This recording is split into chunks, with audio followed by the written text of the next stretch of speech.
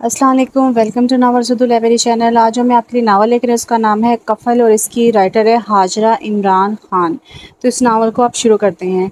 पूरे घर की फ़िज़ा ढोलकी की थाप पर गूंज रही थी। टेरेस और लॉन को बरकी कमकमों से सजा दिया गया था। अब्दुल रहीम और गुलशन रहीम के इकलौते बेटे की माइयों की रस्म अदा होने में कुछ ही देर बाकी थी। पूरा शहर रस्म में शिरकत के लिए उमड़ चला आ रहा था। रात में दिन का समा महसूस हो रहा था। आज के दिन ही दुबई से अब्दुल रहीम के छोटे भाई भावेज अपनी इकलौती बेटी अंशरा को लेकर पहुंचे थे। दुबई में जिस कंपनी के साथ अब्दुल करीम का एग्रीमेंट था, इसकी मुद्दत ख़त्म हो गई थी। अब वो लोग मुस्तकिल पाकिस्तान आ गए थे। अब्दुल करीम साहब के पास कुछ सेविंग्स थी जिससे वो पाकिस्तान में छोटा मोटा कारोबार करना चाहते थे। लाहौर के एक न्यू हाउसिंग सोसाइटी के फेज़ में घर वो पहले ही बुक करा चुके थे। इनका प्रोग्राम था कि आते ही अपने घर में शिफ्ट हो जाएंगे, मगर ताया और ताई ने इन्हें इसरार करके रोक लिया। फैसला ये हुआ कि फ़ाखर की शादी तक इन्हें इनके घर पर ही क़याम करना होगा। इन्हें भी शादी के मौके पर घर सेट करना मुश्किल लग रहा था। फ़िलहाल इनके घर की एनेक्सी इन लोगों के क़याम के लिए मुख्तस कर दी गई थी। एयरपोर्ट से पहुंचकर अंशरा तायाबू के गले में बाजू डालकर बैठ गई। तायाबू, सच में बहुत ज़्यादती कर दी आपने। फ़ाखर भाई का रिश्ता ख़ानदान से बाहर तय करके कितने स्मार्ट हैं फ़ाखर भाई। मुझे तो रश्क आ रहा है आपकी होने वाली बहू की किस्मत पर। सच बताएं, अपनी सगी भतीजी याद नहीं आई आपको? वो अटला कर नाज से बोली। तायाबू इसकी शरारत समझकर मुस्कुरा दी, जबकि इसकी बात पर कहका बुलंद हुआ था। बेटा, इस नालायक ने हमें बहू पसंद करने ना करने का मौका दिया ही कब था? तुम्हारी होने वाली भाभी यूनिवर्सिटी में इन मोहतरमा के साथ पढ़ती थी।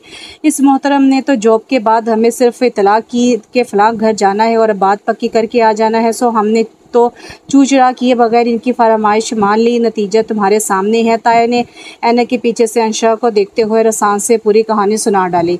भाई साहब, इसकी बात को सीरियस ना लें, मजाक करना इसकी आदत है। अम्मा ने खुफगी से इसे घूरा। छोड़ दे अम्मा, मजाक अपनी जगह, मगर जिसका इतना हैंडसम कज़न और इसकी शादी ख़ानदान से बाहर हो जाए तो लोग सोचने पर मजबूर हो जाते हैं, क्या इनके ख़ानदान में कोई खूबसूरत लड़की नहीं थी जो बाहर से लड़की ब्याह कर ला रहे हैं? फ़ाखर भाई ने ना सारे ख़ानदान की खूबसूरत लड़कियों की नाक कटवा दी है। अंशा इतनी संजीदगी से मजाक करी थी कि लगता था जैसे ही बहुत बेहद संजीदा हो। इसकी बातों ने सबको हंसा कर दोहरा कर दिया था। अलबत्ता सालिहा के गले में गिल्टी सी डूबकर उभरी थी। काम में मशगूल आशिर ने एक नज़र दिलचस्पी से इसकी तरफ देखा और निगाह फेर ली। कैसे इस लड़की ने पूरे घर को अपने पीछे लगाया हुआ था। वो फूलों की लड़ियाँ सेट करते हुए सोच गया, इसे हद से ज़्यादा शौक लड़कियाँ पसंद नहीं थी जो अपनी उल्टी सीधी बातों से इस तरह मरकज़ निगाह बन जाए। आशिर फ़ाखर का फुफोज़ाद था। अब्दुल करीम साहब और अब्दुल रहीम साहब की इकलौती बहन की औलाद। आशिर की अम्मी और अब्बू दोनों कुछ साल पहले मोटरवे पर कार एक्सीडेंट में अल्लाह को प्यारे हो गए थे। इसके बाद अब्दुल रहीम साहब के घर ही पला बढ़ा। अपने आप में रहने वाला आशिर कम ही किसी मामले में मदाखलत करता था। फ़ाखर ने अलबत्ता अंशरा को गौर से देखा। जब इसे आखिरी बार देखा था तो वो 10 साल की गुड़िया सी थी। अब वो 8 साल बाद पाकिस्तान वापस आई थी और अभी भी फ़ाखर की शादी के मौका पर इसका नाजुक सरापा इसे सब कज़न्स में नुमाया कर रहा था। दराज कर खुली दूधिया रंगत, इस पर जदीद अंदाज में स्ट्रिक किए गए घने शहद रंग बाल खोल देती तो आबशार, और अगर बांध लेती तो मोटी सी चुटिया शानों पर बरजमा रहती, जिसे लहराती घर भर में अपनी कज़न्स के साथ छेड़ाछाड़ी करती दिखाई देती। ताई अम्मी का ख्याल था कि लड़कियां तो ख़ानदान में और भी खूबसूरत हैं, मगर अंशा जैसा सरापा और तरहदारी किसी और में नहीं। फ़ाखर सदके दिल से इस बात पर ईमान ले आया, या फिर शायद फ़ाखर का दिल इनके नज़ारे से भर चुका था। अंशरा आई और छा गई। ख़ानदान के लड़के इसमें दिलचस्पी तो ले ही रहे थे, मगर लड़कियां भी इस सब की दीवानी बन गई थी। माया की रस्म से वो बहुत लुत्फ़अंदोज़ हुई। पाकिस्तान की शादी के अपने ही रस्म और रिवाज थे। यहाँ की रौनक सबसे अलग थी, जिसका हर रंग वो इंजॉय कर रही थी। माया की रस्म के बाद मेहंदी की रस्म तक दरमियान में तकरीबन 6 रोज़ थे और इसने इस अरसा में एक अनोखा काम करने की ठानी। वो ढोलक बजाना सीखना चाहती थी। अम्मा ने लाख मना किया, मगर वो कहाँ हार मानने वाली थी। ढोलक बजाती खूब बेसरी के घर वाले तो क्या हमसाए भी कानों में उंगलियां ठूस लेते। 3 दिन में 2 ढोलकियां फट चुकी थी। इसने शर्त लगा रखी थी कि माया से मेहंदी तक कोई भी रात 2 बजे से पहले नहीं सोएगा। अगर कोई आधी रात से पहले सोता, इसके चेहरे पर लिपस्टिक से नक्शो निगार बना देती। इसका शिकार घर का हर फर्द बारी बारी बन चुका था। पाकिस्तान आए 5 रोज़ हो गए थे। वो बहुत खुश थी, तितली बनकर इधर से उधर उड़ रही थी और अपने रंग चारसू बखेर रही थी, कोयल की तरह कूक रही थी। वो अपने माँ बाप के आंगन में खिलने वाला पाकीज़ा सफ़ेद गुलाब थी, मोहब्बत और नरमियों से गुंदी हुई शोखी और शरारत का हसीन तवाज़न। इस वक्त भी वो यहाँ से वहाँ सारे घर में घूमती फिर रही थी जब ताई अम्मी ने आवाज़ देकर इसे ज़हरा जबीन को बुलाने के लिए कहा था, मगर इसने फ़र्त मोहब्बत से खुद ही काम पूछ लिए। मुझे बताएं क्या काम है ताई अम्मी, मैं ज़हरा को ढूंढ कर इसे काम बता देती हूँ। हाँ, ये ठीक रहेगा, तुम ज़हरा को ढूंढोगी और ज़हरा मुझे। इससे बेहतर है तुम ज़हरा को मेरा पैगाम दे दो कि स्टोर से चांदी का मनकश थाल ले आए। उन्होंने अपनी बड़ी बेटी ज़हरा का नाम लिया, जो शादीशुदा और 2 प्यारे प्यारे बच्चों की अम्मा जान थी। इसमें दुल्हन के गजरे, चूड़ियाँ और शगन का जोड़ा लेकर जाएंगे। मेरी मरहुमा सास भी इसी चांदी के थाल में मेरे लिए शगन का जोड़ा लाई थी। मैं चाहती हूँ अपनी फ़ाखर की दुल्हन के लिए भी इस चांदी के थाल में शगन की चीज़ें लेकर जाऊँ। जान की बात अगरचा तवील थी, मगर इसे सुनने में मज़ा आ रहा था। इसने ज़हरा को ढूंढा, मगर वो अपने बच्चों को सुलाने और बेडरूम में जा चुकी थी। एक तो ज़हरा आपा के बच्चे सुबह सवेरे उठ जाते और दिन में 2 बार सो जाते थे। अंशा को अच्छा नहीं लग रहा था कि वह ताईजान का इतना छोटा सा काम ना कर सके, इसलिए इसने फ़ाखर की कज़न हमाइल को इशारे से बुलाया, अपने साथ चलने को कहा, मगर वो किससे मिस ना हुई। सब कज़न्स महफिल जमाए बैठी थी। नाच गाना, ढोलकी, लारा लपा सब कुछ चल रहा था। एक तो इस पूरे घर में मुझे मासूम की बात सुनने वाला कोई नहीं। वो बुलंद आवाज़ में अपने ख्यालात का इज़हार कर रही थी कि फ़ाखर जो किसी काम से इधर आए थे इसके करीब खड़े हो गए। किसको कोसती जा रही हो? उन्होंने इसकी चोटी खींची तो वो आउच कहकर रह गई। ताई जान ने स्टोर से चांदी का थाल लाने को कहा है ज़हरा जबी आपा से, मगर वो तो अपने रूम में चली गई बच्चे को सुलाने। हमाइल भी मेरी बात नहीं सुन रही और ख़ुद से मुझे स्टोर रूम का ना आता है ना पता। चलो मैं तुम्हारे साथ चलता हूँ। मेरे साथ ना चलें, खुद जाकर स्टोर रूम से चांदी का थाल ले आए। वो पूरी तरह सटपटा चुकी थी। नहीं भी, काम तुम्हें कहा है तो तुम ही करो, मैं तो बस इतनी मदद कर सकता हूँ कि तुम्हारे साथ चलो। फ़ाखर भाई से फुल शरारत के मूड में लगे। चले भैया आप कर लें मेरे सर एहसान, मेरे साथ जाकर खुद ना जाना, कहीं मेहंदी लगने से पहले आपके हाथों की मेहंदी ना उतर जाए। वो जब बोलती नॉन स्टॉप बोलती जाती। बोलती तो वो पहले भी थी, मगर जब से 18 साल की हुई थी बोलती तो लोग एक बार रुककर इसे सुनने लगते थे। इस वक्त फ़ाखर भाई से गौर से देख रहे थे, बल्कि देख तो वो बहुत दिनों से रहे थे, जब से वो लोग दुबई से आए थे। इसे देखकर फ़ाखर को अपना दिल अपने हाथों से जाता महसूस हुआ था। अगरचा फ़ाखर की पसंद से शादी हो रही थी, मगर इसकी आंखें हर लम्हा अंशा का तवाफ़ करती रहती। इसका उठना बैठना, हंसना, कहका लगाना का अंदाज सब इसे अजबर हो चुका था। घर के पिछले हिस्से में बना स्टोर रूम बैक वक्त गोदाम और स्टोर के तौर पर इस्तेमाल हो रहा था, जिसमें एक तरफ दीवार साइज शेल्फों में पुरानी तर्ज की बेशुमार बर्तन सजे हुए थे। वो ताईमी के ज़ौक़ के कायल हुई थी। लाइट जलाए ना फ़ाखर भाई। बड़ी बड़ी गिलास विंडो से छंक कर आती रोशनी, सूरज की रोशनी में सब कुछ धुंधला सा दिखाई दे रहा था। दरवाज़ा खुद ब खुद बंद होने से भी मटियाला सा अंधेरा छा रहा था। लाइट तो शायद ख़राब, 1-2 बटन ऊपर नीचे करके फ़ाखर ने गोया ऐलान कर दिया। वो सर झटकर मतलूबा बर्तन तलाश करने लगी। फ़ाखर भाई मदद करे ना, मुझे तो कहीं भी चांदी का थाल नहीं मिल रहा। वो सब तरफ नज़र दौड़ाकर थकी सी बोली। इस वक्त इसे अचानक इसे किसी गैर मामूली पन का एहसास हुआ। फ़ाखर भाई इसके ऐन अक़ब में खड़े थे, इतना करीब कि शायद इनके दरमियान 2 इंच का फासला भी बाकी ना रहा। उन्होंने इसके शानों के गिर्द बाजू लपेट लिए और इसकी पुश्त को अपने सीने से लगाने की कोशिश करने लगे। आशा की छठी हिस्से अलार्म बजाए इसने कुदरती तौर पर खुद को छुड़ाने की कोशिश की, मगर अब देर हो चुकी थी। फ़ाखर भाई का वजूद चट्टान की तरह अपनी जगह पर जमा था। इसकी जान ही निकल गई। फ़ाखर भाई के हाथ सांप की तरह इसे अपने वजूद के गिर्द लपेटे महसूस हो रहे थे। इसने चीखने की कोशिश की, मगर उन्होंने इसके मुंह पर सख्ती से हाथ रख दिया। अब अंशरा के लिए आवाज़ निकालना तो क्या, सांस लेना भी दुश्वार हो गया था। इसका दम घुटने लगा। फ़ाखर भाई की सांस तेज़ हो रही थी। दोनों के दरमियान कशमकश जारी थी। अंशा का खौफ हर लम्हा बढ़ता जा रहा था। इसने खुद को फ़ाखर भाई के वजूद से अलग करने की कोशिश जारी रखी। अभी दोनों के दरमियान ये कशमकश जारी थी कि बाहर कहीं कुछ दूर से खांसने और बातें करने की आवाज़ सुनाई देने लगी। फ़ाखर ने घबरा कर अंशा को छोड़ दिया। कोई इस तरफ ही आ रहा था। आवाज़ों से वो जान गया कि आशिर और अब्बा जान थे। आगे अब्बू और इनका चमचा। फ़ाखर बड़बड़ाया। फ़ाखर ने एकदम खुद को इससे जुदा किया और इसे बाजू से पकड़कर अपने सामने सीधा खड़ा कर दिया। इसके दोनों बाजू अपने हाथों के शिकंजे में जकड़े। अंशरा के हवास बाख्ता चेहरे और इसके खौफजदा निगाहों पर निगाहें जमाकर बोला, तुम तो यूं ही डर गई। मैं मजाक कर रहा था। देखना चाहता था कि बेफिक्री से हंसती गुनगुनाती परों के बगैर उड़ती हुई इस परी को खौफजदा किया जाए तो वो कैसी दिखाई देती है। खौफ की परछाइयाँ तुम्हारे चेहरे पर उतरे तो यूँ महसूस हुआ जैसे 14वीं के चांद पर किसी सुरमई बादल ने अपना पहरा बैठा दिया हो, जैसे बस अब चांदनी को रास्ता नहीं मिलेगा। कायनात की किसी शय को चंदा की चांदनी के सहज से लुत्फानंदोज होने नहीं दिया जाएगा। इस चांदनी पर अब हक सिर्फ सुरमई बादलों का होगा। वो तंजिया लहजा हाकमियत से भरा हुआ, वो मुसलसल खुद को छुड़ाने की कोशिश कर रही थी। न जाने वो इसे खाली धमका रहा था या खौफजदा करने की कोशिश कर रहा था, कोई पेशेगोई सुना रहा था या इसकी हंसी का खराज मांग रहा था। चंदा की चांदनी सुनहरी कितार की सूरत अंशरा की निगाहों से इसके रुखसारों के नीले कंगन पर बहने लगी। अंशा को लगा कि जैसे किसी अफरियत ने अचानक इसे जकड़ लिया हो। फाखर की निगाहों ने ये खूबसूरत मंजर अपनी याददाश्त में महफूज कर लिया। इसकी उंगलियां अंशरा के बाजों से के गोश्त में पेवस्त होने लगी। वो खुद भी जैसे इस मंजर से शौक से हुआ था। इसने कभी इतने करीब से चांद को यूं अपनी चांदनी लुटाते हुए नहीं देखा था। खुदा की कसम, आज के बाद यकीन कर लो, तुम्हें मेरे सिवा कोई नहीं देखेगा, ना ही छू सकेगा। अगर कोई तुम्हारी तरफ निगाह उठाएगा तो मैं इसकी आंखें नोच लूँगा। तुम्हारे और मेरे बड़ों में से कोई हमारे दरमियान आया तो इसकी हस्ती फना कर दूंगा। अब वो वाकई इसको धमका रहा था और वह चांदनी की तरह बहती चली जा रही थी। फाखर को अपना वारकारी महसूस हुआ, क्योंकि अब चांदनी में जर्दियाँ घुलने लगी थी। जिस तरह एक नकब जन चाहता है कि जिस घर में वो नकब लगा रहा है सबसे पहले इसके मकीनों को खौफ के ज़ेरे असर ले आए, या जिस तरह एक डाकू गन हाथ में लेकर पहले लोगों को नफसियाती तौर पर डराता है फिर लूटता है, इसी तरह वो इसे खौफजदा कर रहा था। क्योंकि ये भी कुदरत का असूल है कि जो डर गया वो मर गया। वो डर ही तो गई थी, शशदा रह गई थी। इस लम्हे इसके मन में बसी हंसी ने दम तोड़ा था। इसकी शरारत सहम गई थी, इसकी खुशियां रुखसत हुई थी। फाखर ने इसका चेहरा अपनी हथेलियों की पुष्ट से साफ किया। वह जनिश भी ना कर सकी। इन दोनों की कशमकश में चंद बर्तन अपनी जगह से गिरे और छन छन की जोरदार आवाज़ पैदा हुई। आशिर और इसके साथ चलते ताया जान के कदम साकित हुए। अब इनका रुख स्टोर की जानिब की तरफ था। देख सके वहाँ क्या हुआ है। फाखर ने हाथ बढ़ाकर ऊंची शेल्फ से चांदी का थाल उतारा और इसके हाथ में थमा दिया, जिसे इसने स्टोर रूम में दाखिल होते ही देख लिया था। अब चलो और ऐसे बन जाओ जैसे कुछ देर पहले थी।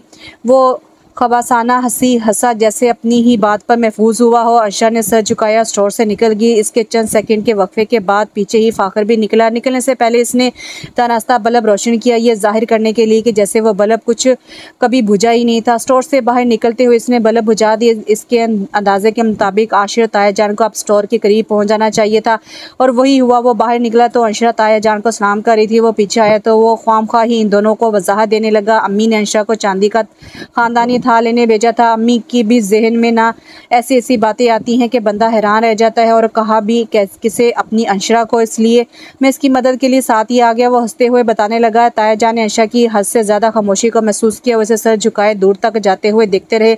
मिली जुली देरी की वजह से वो ठीक तरह से इसका चेहरा नहीं देख सके। खाला, हालांकि थाल तो तुम्हें खुद ही ले जाना चाहिए था अपनी अम्मी की हजूर। नाहक इस बेचारी बच्ची को अपने साथ ख्वार किया। हंसने गाने देते इसे वहाँ इसकी हम उम्र बच्चियों के संग।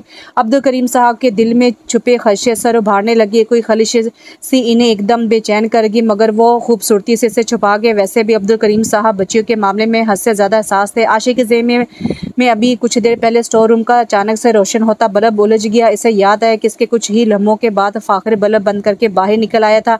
जब अंशा अंदर थी तो लाइट बंद की होती। आशिर ने सोचा। वो देख रहा था कि फाखर का रवैया इस वक्त गैर मामूली तौर पर काफ़ी पुरजोश और दोस्ताना है। और अमूमन वो मामू जान के सामने काफ़ी लिए दे वाला अंदाज अपनाए रखता था, मगर इस वक्त तो खुश अखलाकी की आखिरी हद को छू रहा था। मामू जान की सरनिश की भी इसे इतनी समझ नहीं आई, सिवाय इसके कि अगर वो अंशरा स्टोर रूम से कुछ ढूंढ रहे थे तो इसमें बड़ी बात क्या थी।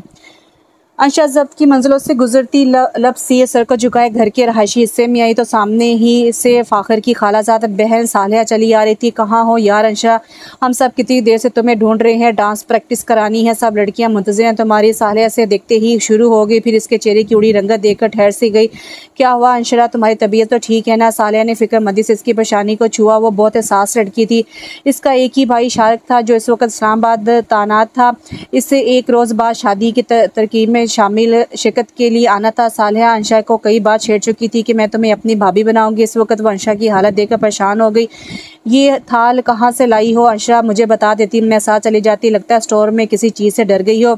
साले ने इसके हाथ से थाल पकड़ लिया। वह तशवीश से इसकी उजड़ी सूरत देख रही थी। मेरे साथ फाखिर भाई थे, मैं डरी नहीं, मगर स्टोर शायद काफ़ी ज़ोर से बंद था। हब्स और गर्मी से तबीयत बिगड़ गई है। अंशरा ने सालिया के चेहरे पर देखते हुए खोए खोए अंदाज में कहा। सालिया 2 लम्हे से देखती रही। तुम्हें फाखिर के साथ स्टोर रूम में नहीं जाना चाहिए था। सालिया ने बस इतना कहा और अंशरा के चेहरे से नजर हटा ली। सालिया से अब इसके कमरे की तरफ ले जा रही थी। चलो चलकर आराम कर लो, प्रैक्टिस कुछ देर में शुरू करवा लेते हैं। अब भी सबको चाय पिलवाती हो। मगरिब कब से उतर आई थी। मिला जुला अंधेरा जैसे स्याल बादा ओढ़ रहा था। अंशरा सालिया के साथ साथ चलते हुए सोच में गुम हो गई।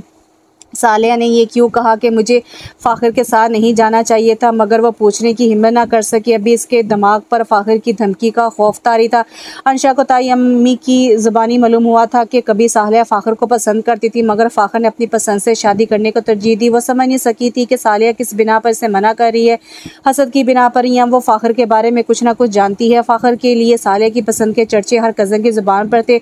अंशा का दिमाग इस वक्त इस कदर बंद हो चुका था, वो कुछ भी सोचने समझने से कासिर थी। सालिया अंशा को इसके कमरे में लटाकर जा चुकी थी। 2 कमरों पर मुश्तमिल ये छोटी सी नेक्सी इस वक्त तनहा थी। अब्दुल रहीम साहब और इनकी बेगम घर के अंदरूनी हिस्से में जा चुके थे। जाते हुए कह गई थी कि मैं तुम्हारे लिए चाय बनवा कर लाती हूँ, तुम इतनी देर आराम करो और ये चांदी का थाल मैं ताईमी को दे आती हूँ। सालिया के जाती अंशा अकेली होगी। बेहिस्सो हरकत बिस्तर पर लेटी रही और जब जब्त का बंधन टूट गया तो चेहरे पर तकिया रखकर फूट फूट कर रो दी। अगर ताया और आशिफ बरवक्त ना आते तो जाने इसे और क्या क्या सहना पड़ता। फाखिर भाई का भयानक चेहरा इसके सामने आया हो गया था। कानों में अभी तक फाखिर का लहजा जहर उड़ रहा था।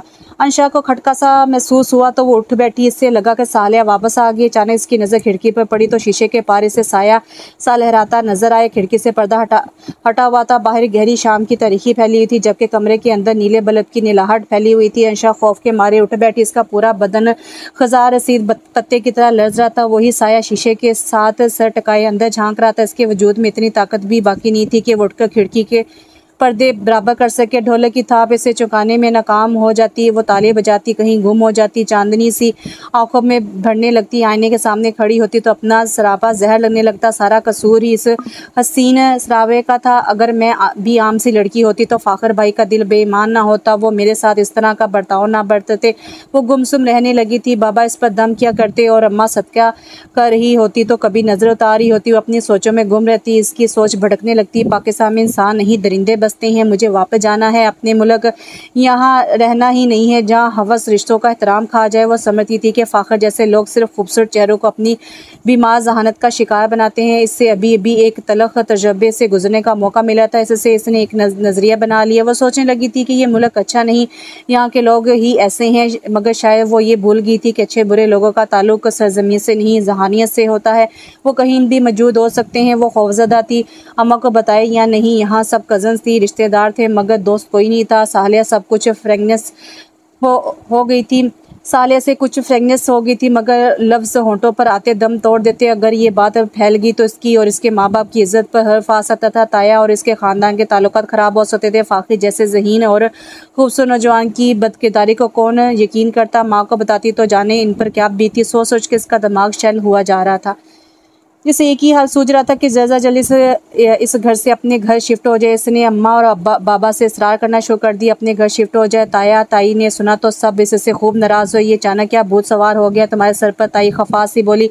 दरअसल ये दुबई में घर में अकेली रहने की आदी है, इसको वही ज़िंदगी याद आ रही है, इसलिए ये ज़िद करी। मम्मा ने बेटी की बेजारी पर पर्दा डालने की कोशिश की। बेटी बस 2-3 रोज़ और रुक जाओ, फिर मेरा वादा है तुम्हारे लिए घर में खुद सेट करवाऊंगा। ताया जान ने यकीन दहानी कराई। हाँ, ये अपना आशिर है ना, तुम्हारे ताया का चमचा। ये फाखिर और ताई जान का 4 हरफी मुश्तरका जुमला था। ये तुम्हारे बाबा की मदद कर देंगे। वैसे भी मामूली सहाफ़ी ही तो है, कौन सा फाखिर की तरह बाप का बिजनेस संभाले बैठा है जो वक़्त ना निकाल सकेगा। तुम्हें कोई परेशानी नहीं होगी। ताई अम्मी ने नूह से नाक चढ़ाई। इन्हें आशिर बिल्कुल पसंद नहीं था, मगर जानती थी कि शोहर की मोहब्बत और तवज्जो से हासिल है, इसलिए इससे भी दरमियान में खींचा। इसकी बेइज्जती कराने पर इन्हें रूहानी खुशी मिलती थी। आशी जो सोफे पर फाखिर अब्दुल करीम साहब की करीब ही बैठा था, इसने झमका सर झुका दिया। सामने सोफे पर ख़वातीन बरजमान थी। मेरा आशी बहुत फरमाबरदार बच्चा है माशाल्लाह, मुझे आज तक किसी से कोई शिकायत नहीं हुई। आशी मेरा गुरूर है, वो अपने काम से वक़्त निकाल कर ज़रूर आपकी मदद करेगा। अब्दुल करीम साहब ने झट से आशी की तारीफ़ करके इसकी खफत का ज़ाला करने की कोशिश की। जी मामू, मैं सारा काम संभाल लूँगा, आपको कोई तकलीफ़ नहीं होगी। वो हड़बड़ा कर बोला। इन सब की इतनी मोहब्बतों और इसरार पर अंशा जैसे दिल से इन सब की मशहूर हुई। और अगर शादी के बाद मेरे इकलौते भाई को अपनी बीवी के चौंचले उठाने से फुर्सत मिल गई तो वो भी चचा की मदद कर देंगे। ज़हरा क्यों पीछे रहती, झट से बोली तो सबने कहका लगा के इसकी बात से लुफ्तंदोज होने का अंदिया दिया। अलबत्ता ज़हरा की अम्मा ने इसे घूर कर तनबीह की। ज़हरा अपने वालिद की हिमायत करने से कैसे बाज आ सकती थी। जहाँ आशे की बुराई होती वहाँ वो फ़ाखर को बात लगाकर मामला बराबर करने की कोशिश करती। फ़ाखर अलबत्ता झमकर रह गया। अलबत्ता वो किसी भी जगह अंशा को अपनी आंखों के हिसार में रखना ना भूलता। जहाँ वो होती वहाँ पहुँच जाता। अंशा इससे छुपने की कोशिश में घर के कोनों कुदरों में छुपने लगती। शादी से अगली सुबह अंशा घर की पिछली तरफ से बने लॉन में झूले पर आंखें मूंदे बैठी थी। मौसम दिल फरेब था। सालिया और वो वॉक करने के बाद आराम से झूले पर बैठी गपशप में मसरूफ थी कि सालिया को जूस पीने का ख्याल आया। मैं हम दोनों के लिए माल्टे का ताज़ा जूस निकाल कर लाती। वो चली गई। इसके जाने के कुछ मिनटों के बाद ही अंशा को अपने करीब किसी की तेज सांसें महसूस हुई। उसने घबरा कर आंखें खोली तो पास ही फ़ाखर को बैठे पाया। वो जो लकड़ी के झूले पर आलती पालती मारे बड़े पुरसकून बैठी थी एकदम से झूले से उतरने लगी। फ़ाखर ने ज़ोर से इसकी कलाई थाम ली, उसे बैठे रहने पर मजबूर कर दिया। महविश को दुल्हन के रूप में देखा तो मुझे सिर्फ तुम दिखाई दी। इसके साथ हर लम्हा जैसे तुम्हारे साथ गुजरा हो, मगर ये सोच कर दिल को तसल्ली दे सका हूँ कि कभी ना कभी तुम्हें हासिल कर ही लूँगा। वह शर्म से गड़गड़ा कर रह गई। कानों की लुएं सुर्ख हुई थी। कभी किसी मर्द की ज़ुबान से इस तरह के अल्फाज भी सुनना पड़ेंगे, इसने कभी नहीं सोचा था। छोड़े मेरा हाथ फ़ाखर बाई। वो दूसरे हाथ की मदद से अपना हाथ छाड़ने लगी, मगर फ़ाखर की गिरफ्त मजबूत थी। इसका चेहरा अंशा के कानों की लू से मिस कर रहा था। अंशा का चेहरा जब से सुर्ख हुआ, आंखों में दर्द से नमी आ गई। इस लम्हे खटका हुआ तो फ़ाखर ने तेज़ी से वक़्त सालिया तपाई में 2 गिलास रखे चली आ रही थी। फ़ाखर अंशा का हाथ छोड़कर सीधा हो गया। अंशा हाथ छुड़ते ही वहाँ से तेज़ी से चली गई, जबकि सालिया से हैसे जाता देखती रही। वलीमे की तकरीब रवायती धूमधाम से इख्तिताम पजीर हुई। वलीमे के बाद अंशा एक रोज़ भी इस घर में रुकने को तैयार नहीं थी, इसलिए अगले रोज़ ही अम्मा और बाबा इसे लेकर अपने घर शिफ्ट हो गए। सारे घर का सामान अभी बंधा हुआ था, मगर इसकी ज़िद थी कि वो इसी तरह अपने घर जाना चाहती है। शादी की तकन थी या ज़हनी दबाव, इसे बुखार सा रहने लगा। अभी 2 बेडरूम ही सेट हुए थे, इसे फूंक कर बुखार चढ़ गया। इसे अच्छा नहीं लग रहा था कि मामा और बाबा सारा घर और काम भूल के इसकी तिमादारी पर लग गए थे, मगर इस बीमारी में कसूर इसका अपना कहाँ था। अम्मा कई बार इसकी नज़र उतार चुकी थी। मेरी अंशा को नज़र लग गई किसी हासद की कैसे खिली हुई कली थी जो मुरझा कर रह गई। वो उठते बैठते दहाइयाँ देती, वो सूसू करती, थक गई थी मगर फिर सोना चाहती थी। फ़ाखर भाई ने वलीमे के रोज़ जो जहर उगला था वो अपना असर दिखा रहा था। कोई शख्स इतनी पस्ती में कैसे गिर सकता है जितना फ़ाखर भाई। अपने तो मान होते हैं, खून के रिश्ते इस कदर बेतबार हैं तो बाहर वाले किस कदर बेतबार होंगे। मैं शायद ज़िंदगी भर किसी मर्द पर भरोसा ना कर सकूँ, कर ही नहीं सकती। वो सोचती रहती, सोच सोच कर पागल होती जाती। फिर फ़ाखर भाई की बातें इसके समातों में गूंजने लगती। फ़ाखर भाई, आपने रिश्तों पर मेरा सारा मान और गुरूर ख़त्म कर दिया है। गुस्से में 2-3 स्लीपिंग पिल्स निकाली और निकल गई, ये सोचे बगैर कि इसका मैदा काफ़ी देर सोने के बाद खाली हो चुका है और इस तरह खाली पेट दवा लेने से उल्टा रिएक्शन भी हो सकता है। इसकी आंख खुली तो कमरे में घोपन दे रहा था, पेट में अजीब तरह का दर्द उठ रहा था। इसने तेज़ी से साइड लैंप जलाया, दर्द बढ़ता जा रहा था। इसे ड्रिप लगी हुई थी, कौन किस वक्त लगा गया इसे खबर ना हो सकी, शायद वो बेहोश हो गई थी। अम्मी वो चलाई आखिर दम, जब खौफ से होश खो रही थी। इस लम्हे इसके कमरे का दरवाज़ा खोला। वो अम्मी या बाबा नहीं थे, वो किसी मर्द का होला था। फ़ाखर इसके ज़हन ने सोचा, तरीक़े में डूब गया। होश में आते ही इसने खुद को अपने बिस्तर पर चित लेटे पाया।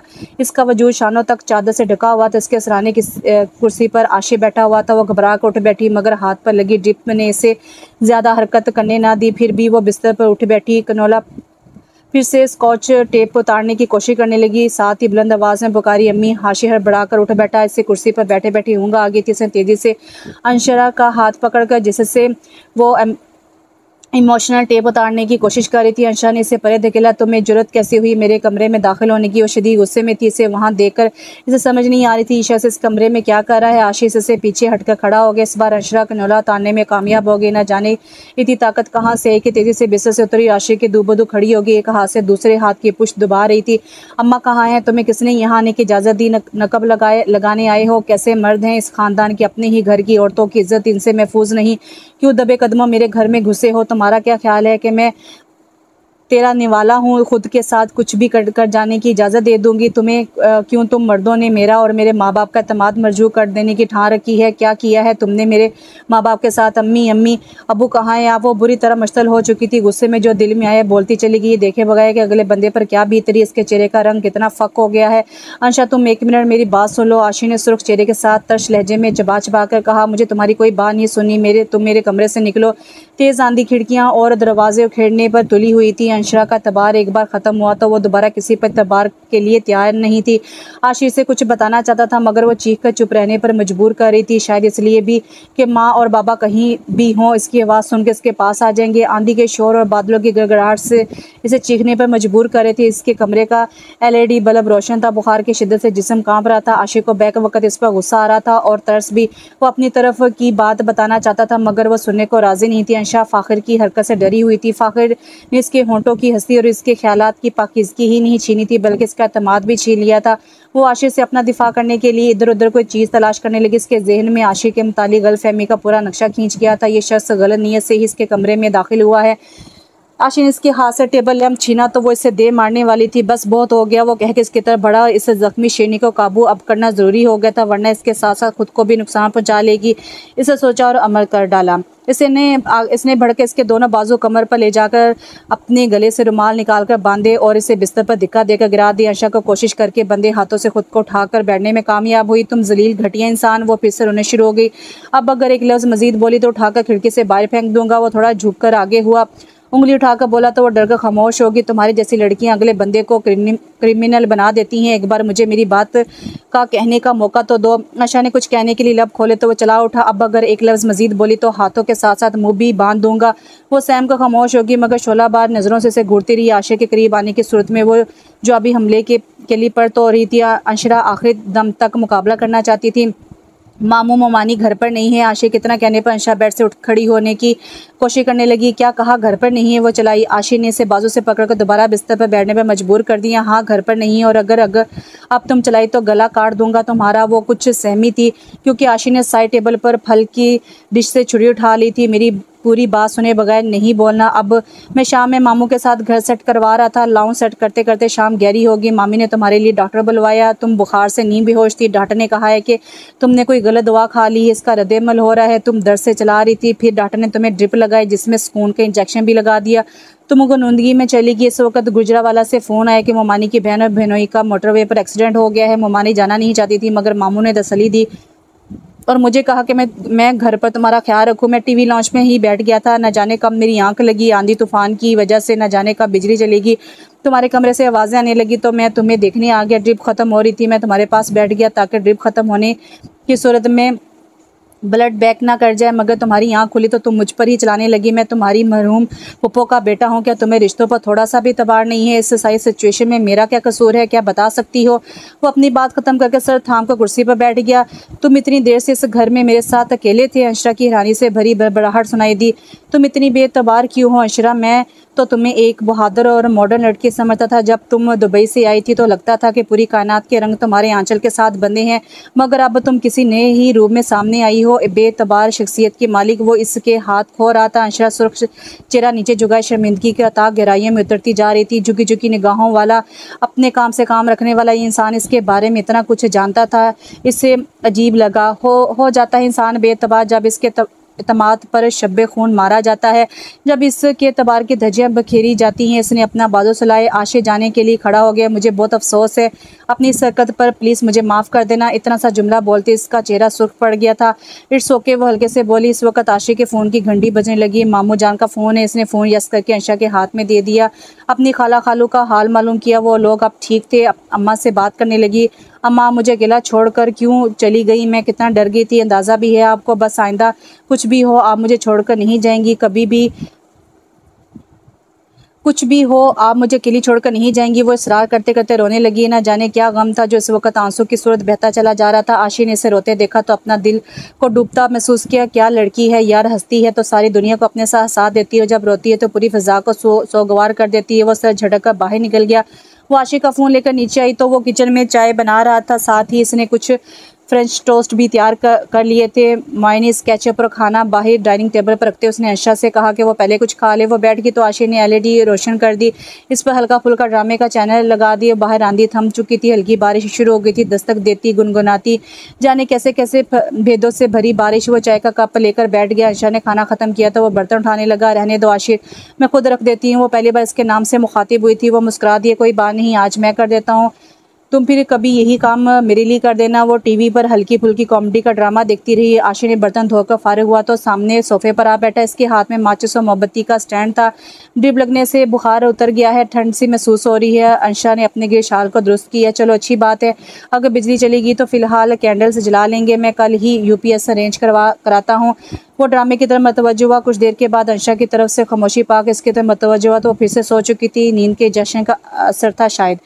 सुबह जब अंशा की आंख खुली तो आशीष सोफे पर सोया हुआ था। सारी रात वो इस शख्स की दस्तरस में रही, मगर इसने नजर उठाकर भी इसकी तरफ नहीं देखा। कैसा शख्स है ये, इसे देखकर इंसानियत पर एतबार आने लगता है। अंशा के अंदर खोई हुई कोई चीज़ जैसे अचानक से मिल गई थी। सारी उंगलियां एक बराबर नहीं होती। एक ही छत के नीचे परविश पाने वाले दो अफराद दूसरे से कितने मुख्तलिफ हैं। हालांकि पाकिस्तान आते ही वो फाखिर भाई की शख्सियत से हद दर्जा मुतासिर हुई थी।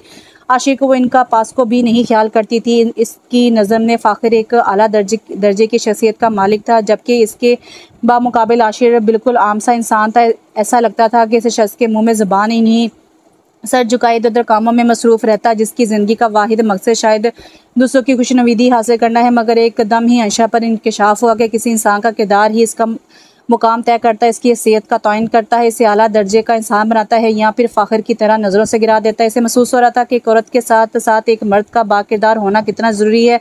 एक औरत बाकिरदार हो तो एक घर महफूज रहता है, जबकि एक मर्द बाकिरदार हो तो पूरा माशरा आफियत हासिल करता है, क्योंकि मर्द माशरे का नुमाइंदा होता है। वो सोसाइटी में मूव करता है। फ़ाखिर जैसे लोग माशरे को गंदा करते हैं, न जाने इसकी तरबियत में कहाँ कमी रह जाती है, कैसे लोग माशरे का नासूर बन जाते हैं। एक मर्द को आशिक की तरह बाकिरदार होना चाहिए, चाहे वो देखने में आम सा लगता हो, इसके पास एक मामूली नौकरी हो, इसकी जेब में बहुत ज़्यादा पैसा ना हो, मगर इससे अपने किरदार में अमीर होना चाहिए, ताकि इसके शर से ना सिर्फ इसके घर की औरतें बल्कि पूरा माशरा महफूज रह सके। ये ना हो कि मर्द फ़ाखिर जैसा हो जो बज़ाहिर आला दर्जे की शख्सियत हो, मगर जिस राह से गुजरे इससे गलाजे से भर जाए, अपने वजूद का शर हर तरफ फैलाता रहे। यखलत इसके ख्यालात बदल कर रह गए थे। वो किचन में चाय बनाते हुए न जाने क्या कुछ सोचती जा रही थी। वो आशिक के लिए नाश्ता बनाकर अपने रात वाले रवैये की तलाफ़ी करना चाह रही थी। कुछ ही देर में अम्मा और अब्बा घर वापस आ गए थे। शाम को फ़ाखिर भी ताया और ताई के साथ आ गया। सब लोग लॉन्च में चाय का इंतजार कर रहे थे। अंशा चाय की ट्रॉली धकेलती हुई लॉन्च में दाखिल हुई। वो सबको चाय सर्व कर रही थी। आशिर और फ़ाखिर एक ही सोफे पर साथ साथ बैठे थे। आशिर, तुम रात कहाँ थे? मैंने काफ़ी देर तुम्हारा इंतजार किया, मुझे तुम्हें किसी काम से भेजना था। निगाहें अंशा के गिर्द तवाफ़ कर रही थी। इसे वो ज़र सी महसूस हो रही थी, न जाने ये लड़की अपनी खनखनती हुई हंसी कहाँ रखकर भूल गई है। फ़ाखिर ने बेचैनी से सोचा। मैं राज चाचा की तरफ ही रुक गया था। चाचा चाची को इनके एक्सीडेंट की वजह से इमरजेंसी में इनकी बहन के यहाँ जाना पड़ा, तो मुझे इधर ही रुकने का कह दिया। आपको रात में कॉल की थी, मगर आप शायद सो चुके थे। आशिक की सादा सी वजाहत अंशा भी सुन रही थी। इसकी अम्मी भी ताया ताई को कल का हवाला बताने लगे। ताया और ताई इनसे इनकी बहन का हवाला पूछ रहे थे। फ़ाखिर ने सख्ती से होड़ मींच ली है। ऐसी इमरजेंसी थी तो आप लोग अंशा को हमारी तरफ भिजवा देते, अकेले घर में वो डर जाती। फ़ाखिर ने बजाय सादा से अंदाज में कहा, मगर मौका मिलते ही अंशा को घूर कर रह गया, जिसे अंशा ने शिद्दत से महसूस किया। न जाने किस हक से ये शख्स मुझे घूर रहा है। इसने नागवारी से सोचा। अंशा की तबीयत ठीक नहीं थी और हमारे तो हाथ पांव फूले हुए थे। कुछ समझ नहीं आ रहा था। ऐसे बर वक़्त में अपनी बच्ची को अल्लाह के बाद आशिक के सबूत करके हम चले गए। घर का बच्चा है, हमारा खून है। इस वक्त इससे ज़्यादा भरोसा किस पर कर सकते थे? सर्वेंट क्वार्टर में मुलाजमा भी मौजूद थी। फरहाना करीम जल्दी से वजाहत देते हुए बोले। सब बातों में लग गए तो अंशरा चुपके से उठकर बावर्ची खाने में चलेगी। थोड़ी ही देर में फ़ाखिर किसी बहाने से इसके पीछे चला आया और रात के खाने का तमाम कर रही थी। इसका रुख किचन का काउंटर की तरफ था, जिस पर वो बिरयानी का साजो सामान रख रही थी। इस लम्हे फ़ाखिर ने पीछे से इसके दोनों शानों पर अपने हाथ रख दिए। काश मुझे ऐसी रात गुजारने का मौका मिलता। अगर मैं आशिक की जगह होता तो सोचो क्या ना करता। इसने इसके कान में सरगोशी करके अंशा को कांपने पर मजबूर कर दिया। साफ पता चल रहा था कि इसे गुजरी रात की सारी तफसील मालूम हो चुकी है। आशिर यूपीएस से सेट करा रहा था। फ़ाखिर ने चाचा चाची से अंशा की बीमारी का हाल सुन लिया था। आशिर से बहाने से पूछकर रात की कुछ ना कुछ तफसीलात इसे मालूम हो गई थी। अब वो किचन में अंशा के पास खड़ा इसके कान में सूर फूंक रहा था। मेरा भाई आशिर बहुत मासूम है, बिल्कुल अल्लाह ताला की गाय। मुझे तो कभी कभी इस पर शक होने लगता है कि इसके करीब की नज़र ख़राब है, या फिर खुद पर शक होने लगता है। मेरी आंखों में तुमने ऐसा क्या देख लिया कि अपनी पसंद से शादी के बाद भी हर दम तुम्हारा ख्याल ही दामनगी रहता है? अंशा ने फ़ाखिर के हाथ झटक दिए और दरवाजे की तरफ कदम बढ़ाए। फ़ाखिर की फजूल बातों का इसके पास कोई जवाब नहीं था। वो बावर्ची खाने से निकलना चाहती थी, मगर वो रास्ता रोके खड़ा था। आशिर पानी लेने आया तो फ़ाखिर को यूं अंशा के रास्ते में खड़ा देखकर ज़रा सा ठटका। इतने में काम वाली भी कहीं से बरामद हुई तो अंशा बावर्ची खाने से निकलने की बजाय फिर से पानी और गिलास निकाल कर आशिर को पकड़ाने लगी। जिसे इसे खुद ब खुद खबर थी कि आशिर को किस चीज़ की ज़रूरत है। आशिर कुर्सी खींचकर बैठ गया और पानी पीने लगा। फ़ाखिर ने अंशरा के आशिर पर इस कदर मेहरबानी को गहरी नज़र से देखा। आशिर भाई, यूपीएस का काम मुकम्मल हो जाए तो बुक बता दीजिएगा। आशिर ने इस बात में सर हिलाया। अब कुछ इत्मीनान से खड़ी थी। अंशरा को इसकी मौजूदगी से यकदम तहफ़्फ़ुज़ का एहसास हुआ। यार आशिर, बहुत कर लिया तुमने काम, बस अब तुम घर पर आराम करना, मैं खुद अब चचा की मदद के लिए आया करूँगा, फ़ाखिर ने कहा। तो आशिर ने इस बात में सर हिला दी। अंशरा ने नागवारी से आशिर की जी हज़ूरी देखी। वो ऐसा ही था, बचपन से इससे आदत थी फ़ाखिर की हर बात मानने की। फ़ाखिर की मम्मी गुलशन रहीम आशिर से चिढ़ खाती थी। फ़ाखिर की माँ की इस कमज़ोरी का इल्म था। वो बज़ाहिर आशिर का सबसे मुखलिस दोस्त बना रहता, मगर अकेले में हमेशा माँ को आशिर के ख़िलाफ़ भड़काया करता था। अलबत्ता आशिर का खैर ख्वाह नज़र आने के लिए वो मम्मी से इसके हक़ में बहुत से फ़ैसले कराता। आशिर के लिए वो दुनिया में सबसे ज़्यादा मुखलिस दोस्त था। यूनिवर्सिटी में जर्नलिज़म की पढ़ाई के लिए भी फ़ाखिर ने ही माँ को राज़ी किया, वरना वो चाहती थी कि अब वो रोज़गार पर खड़ा हो, और ये मशवरा भी अंदर खाते फ़ाखिर का ही था। मगर जब मम्मी की मुखालफत आसमान को छूने लगी तो फ़ाखिर की दो हमदर्दी के बोलों ने आशिर के रास्ते के सारे कांटे दूर कर दिए। गुलशन साहिबा ने इसे मज़ीद पढ़ने की इजाज़त दे दी, इसलिए आशिर फ़ाखिर की दगाबाज मोहब्बत का शिकार हुआ। इसकी आंखों पर फ़ाखिर के अंधे एतमाद की पट्टी बंदी थी। अंशर इन दोनों की शख्सियत के तसादुम में उलझी अपने कमरे में आ गई। घर के सारे काम हो चुके थे। फ़ाखिर एक दो बार आया, मगर काम ना होने की वजह से वो चच्ची से गुफ्तगू करके वापस चला जाता। इसने अपने घर पर मम्मी को यही तासुर दिया कि आशिर ने ढंग से कोई काम नहीं कराया, उल्टा बहुत से काम बिगाड़ दिए, और ये कि अब वो सारे काम वही कर रहा है। इसकी मम्मी खुशी से निहाल हो रही थी। सारे ख़ानदान में अपने बेटे की काबिलियत के गुण गाती फिर रही थी, और ख़ानदान वाले तो पहले से ही फ़ाखिर जैसे होनहार, काबिल और फरमाबरदार सपूत के ख्वाह थे। फ़ाखिर को जब मौका मिलता वो अंशा पर फ़िक्र कसने से बाज न आता, उठते बैठते से जिज किए देता। ऐसे ही एक शाम इसे छोटे से घराने पर क़यामत टूट पड़ी। अंशरा के वालिद को हार्ट अटैक हुआ। फ़ाखिर घर के लिए निकल रहा था, मगर सब कुछ छोड़ छाड़कर वो सब लोग इमरजेंसी में अस्पताल पहुंचे। 1 घंटे की तकलीफदा इंतज़ार के बाद डॉक्टर ने बताया कि अब्दुल करीम साहब के दिल में 2 स्टेंट डाले जाएंगे, और ये सब हंगामी बुनियादों पर होगा। दुबई से पाकिस्तान शिफ्टिंग मकान की खरीदारी एक बड़ा सरमाया लग चुका था। लाहौर की एक मशहूर शॉपिंग मॉल में एक छोटी सी दुकान खरीदने और दुकान में माल डालने के बाद सरमाया आखिरी सांस भर रहा था। पोश इलाके का महंगा तरीन प्राइवेट अस्पताल था, जिसके खराजात बेतहाशा थे। पाकिस्तान के गवर्नमेंट अस्पतालों का हाल वो कई बार सुन चुके थे, वहाँ ले जाने का वो सोच भी नहीं सकते थे। अंशरा और उसकी वालदा किसी किस्म का रिस्क लेने पर तैयार नहीं थी। इंशाल्लाह बाबा की ज़िंदगी रहेगी तो सब दोबारा पहले जैसा हो जाएगा। इसने माँ के कंधे से सर टका कर हौसला दिया। आशिर और ताया जान भी पहुँच गए थे। आशिर ने काफ़ी इसरार किया कि मामू जान को सरकारी अस्पताल में ले जाते। इसके दोस्त के वालिद को कुछ रोज़ पहले ही ऐसा अटैक हुआ था। जना अस्पताल के सीनियर डॉक्टर ने इनका इलाज किया और फ्री स्टेंट भी इंस्टॉल कर दिया। इसके मुताबिक वहाँ दिल की साफ़ सुथराई वार्ड है। किसी सिफारिश के बगैर उम्दा तरीन इलाज की सूरत मैसर है। मगर इस वक्त फ़ाखिर की मज़ामत आड़े आई आशिर के सामने, तो इसने बेहद मौज़म अंदाज में चचा को सरकारी अस्पताल ले जाने की मुखालफत की, मगर इसके मंजर से हटते ही इसके खिलाफ ज़हर उगलने लगा। पता नहीं ये आशिर किस पर चला गया है। अजीब छोटी सी सोच का मालिक है ये शख्स। यानी ऐसे वक्त में जब चचा को आला दर्जे के इलाज की ज़रूरत है, ऐसे वक्त में हम इन्हें उठाकर सरकारी अस्पताल में चल दें, यानी हद नहीं हो गई। वो 2-4 लाख के लिए अपनी किसी अजीज़ की ज़िंदगी से खेल जाना मेरा नहीं ख्याल कि अक्लमंदी की बात है। इसने ऐसी बातें करके चची का दिल जीत लिया था। इनके दिल में फ़ाखिर की इज़्ज़त का ग्राफ बहुत बुलंद हुआ था, जबकि अंशरा सोच में पड़ गई थी कि इन दोनों में से कौन सही और कौन गलती पर है। फ़ाखिर ने मम्मी से बात करके 2 लाख का इंतज़ाम भी कर दिया था, क्योंकि ताए की सब दौलत का हिसाब किताब इनके पास ही था। फ़ाखिर अपने पास सेविंग के नाम पर कुछ नहीं रखता था, बल्कि सब कुछ खर्च कर देने और उड़ा देने पर यकीन रखता था। चचा के दिल के ऑपरेशन में 1 हफ्ता लग गया। इसके बाद इन्हें घर शिफ्ट कर दिया गया। मेहमानों की लगातार आमदन ने अंशरा और अम्मा के हाथ पाँव फुला रखे थे। दुबई में ज़्यादातर रिश्तेदार ना होने की वजह से इन लोगों को इतने सारे काम में लोगों की मेहमानदारी का इतना तजर्बा नहीं रहा था। अलबत्ता अपनी कम्युनिटी में तरकीबात में शिरकत और अरेंजमेंट्स मालूम का हिस्सा रहे थे, मगर वो बाकायदा प्लान किए जाते थे। आशिर ऐसे मौके पर इन दोनों का पूरा साथ दिया। घर में ज़रूरत की हर छोटी बड़ी शय के अलावा मेहमानों की खातमदारत के लिए साजो सामान तक बगैर कहे ले आता। फ्रिया और शारक अपने मामा बाबा के साथ करीम साहब की तमादारी के लिए आए हुए थे। वो बैठे ही थे कि फ़ाखिर आ गया। आशिर वहाँ पहले से मौजूद था। उसने किचन में दाखिल होने से पहले दरवाजे पर उंगली की नोक से दस्तक दी और अंशा से खंकार कर पूछा, मेहमानों के लिए कुछ लाना हो तो मुझे बता दें। चाय बनाती अंशा ने कुछ चीज़ों की मौजूदगी की तसल्ली की और फिर खुश अखलाक़ी से मुस्कुराकर जवाब दिया, किसी चीज़ की ज़रूरत नहीं, किचन में सब कुछ मौजूद है अल्हम्दुलिल्लाह। इसी वक्त फ़ाखिर बच्चे खाने में दाखिल हुआ तो यकदम संजीदा होगी। फ़ाखिर को अंशा के चेहरे की मुस्कुराहट गायब होते देखकर अच्छा खासा ताव आ गया। क्या बात है, मुझे देखते ही दोनों को चुप सी लग गई है, डिस्टर्ब तो नहीं कर दिया मैंने? आप दोनों को फल की टोकरी से सेब उठाकर हाथों में घुमाता वो लापरवाह अंदाज में बोला। अंशा का चेहरा सुर्ख हुआ। कैसी बातें कर रहे हैं फाखर भाई, आपके दम से तो रौनक हो जाती है, इतनी पुरबहार शख्सियत है आपकी माशाल्लाह। आशिर तो फाखर को एक मिनट के लिए खफा नहीं देख सकता था। वो समझता था कि ये फाखर ही तो है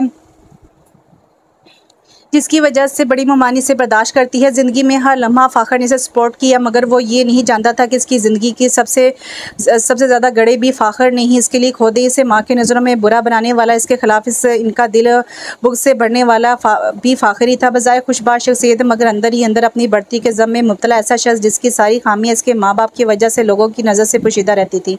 मुझे अंशा से ज़रूरी बात करनी है, क्या तुम 2 मिनट के लिए हमें अकेला छोड़ सकते हो? फाखर ने आशिर की तरफ देखते हुए हुक्म से कहा तो आशिर जी भाई कहता हुआ वहाँ से फ़ौरन हट गया। अंशा को आशिर पर बेतहाशा गुस्सा है। क्या ये शख्स कठपुतली है? फाखर का अपनी कोई मर्जी नहीं है इसकी। अंशा इतने महीनों में इतना तो जान गई थी कि फाखर हमेशा आशिर पर हावी रहता है। जर्नलिज्म पढ़ने के लिए भी फाखर ने इसे माइल किया था, हालांकि इसमें तरक्की का इतना स्कोप नहीं था। ज़ाती तौर पर आशिर कंप्यूटर साइंस में दिलचस्पी रखता था, मगर फाखर ने इसे हमेशा अपनी उंगली पर नचाया था। वो कदम कदम चलता अंशा के करीब आया। अंशा के लिए फ़रार का कोई रास्ता नहीं था। वो किचन काउंटर के साथ जा लगी। फाखर ने इसके इर्द गिर्द अपने हाथों से इस तरह ब्लॉक बनाया कि वो इसके खसार से निकल नहीं सकती थी। अंशा की आंखें पानी से भर गई। कोई नहीं था जो इस शख्स की खबासत से इसको बचा सकता। इसके चेहरे के करीब अपना चेहरा लाकर वो इसे अपनी सुर्ख आंखों से घूरने लगा।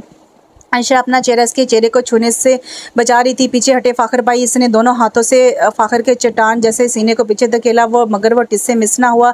उल्टा इसके हाथ अपने हाथों में पकड़ लिए। सुनो, वो जो शार्क है ना, मुझे इसके इरादे अच्छे मालूम नहीं होते। अगर वो शादी के लिए प्रपोज करे तो तुम साफ मना कर देना, वरना मैं तुम्हारे बारे में कोई ऐसी वैसी बात करके इसका दिल बुरा कर ही दूंगा। बदगुमानी वैसे भी हमारा कौमी मशगला है।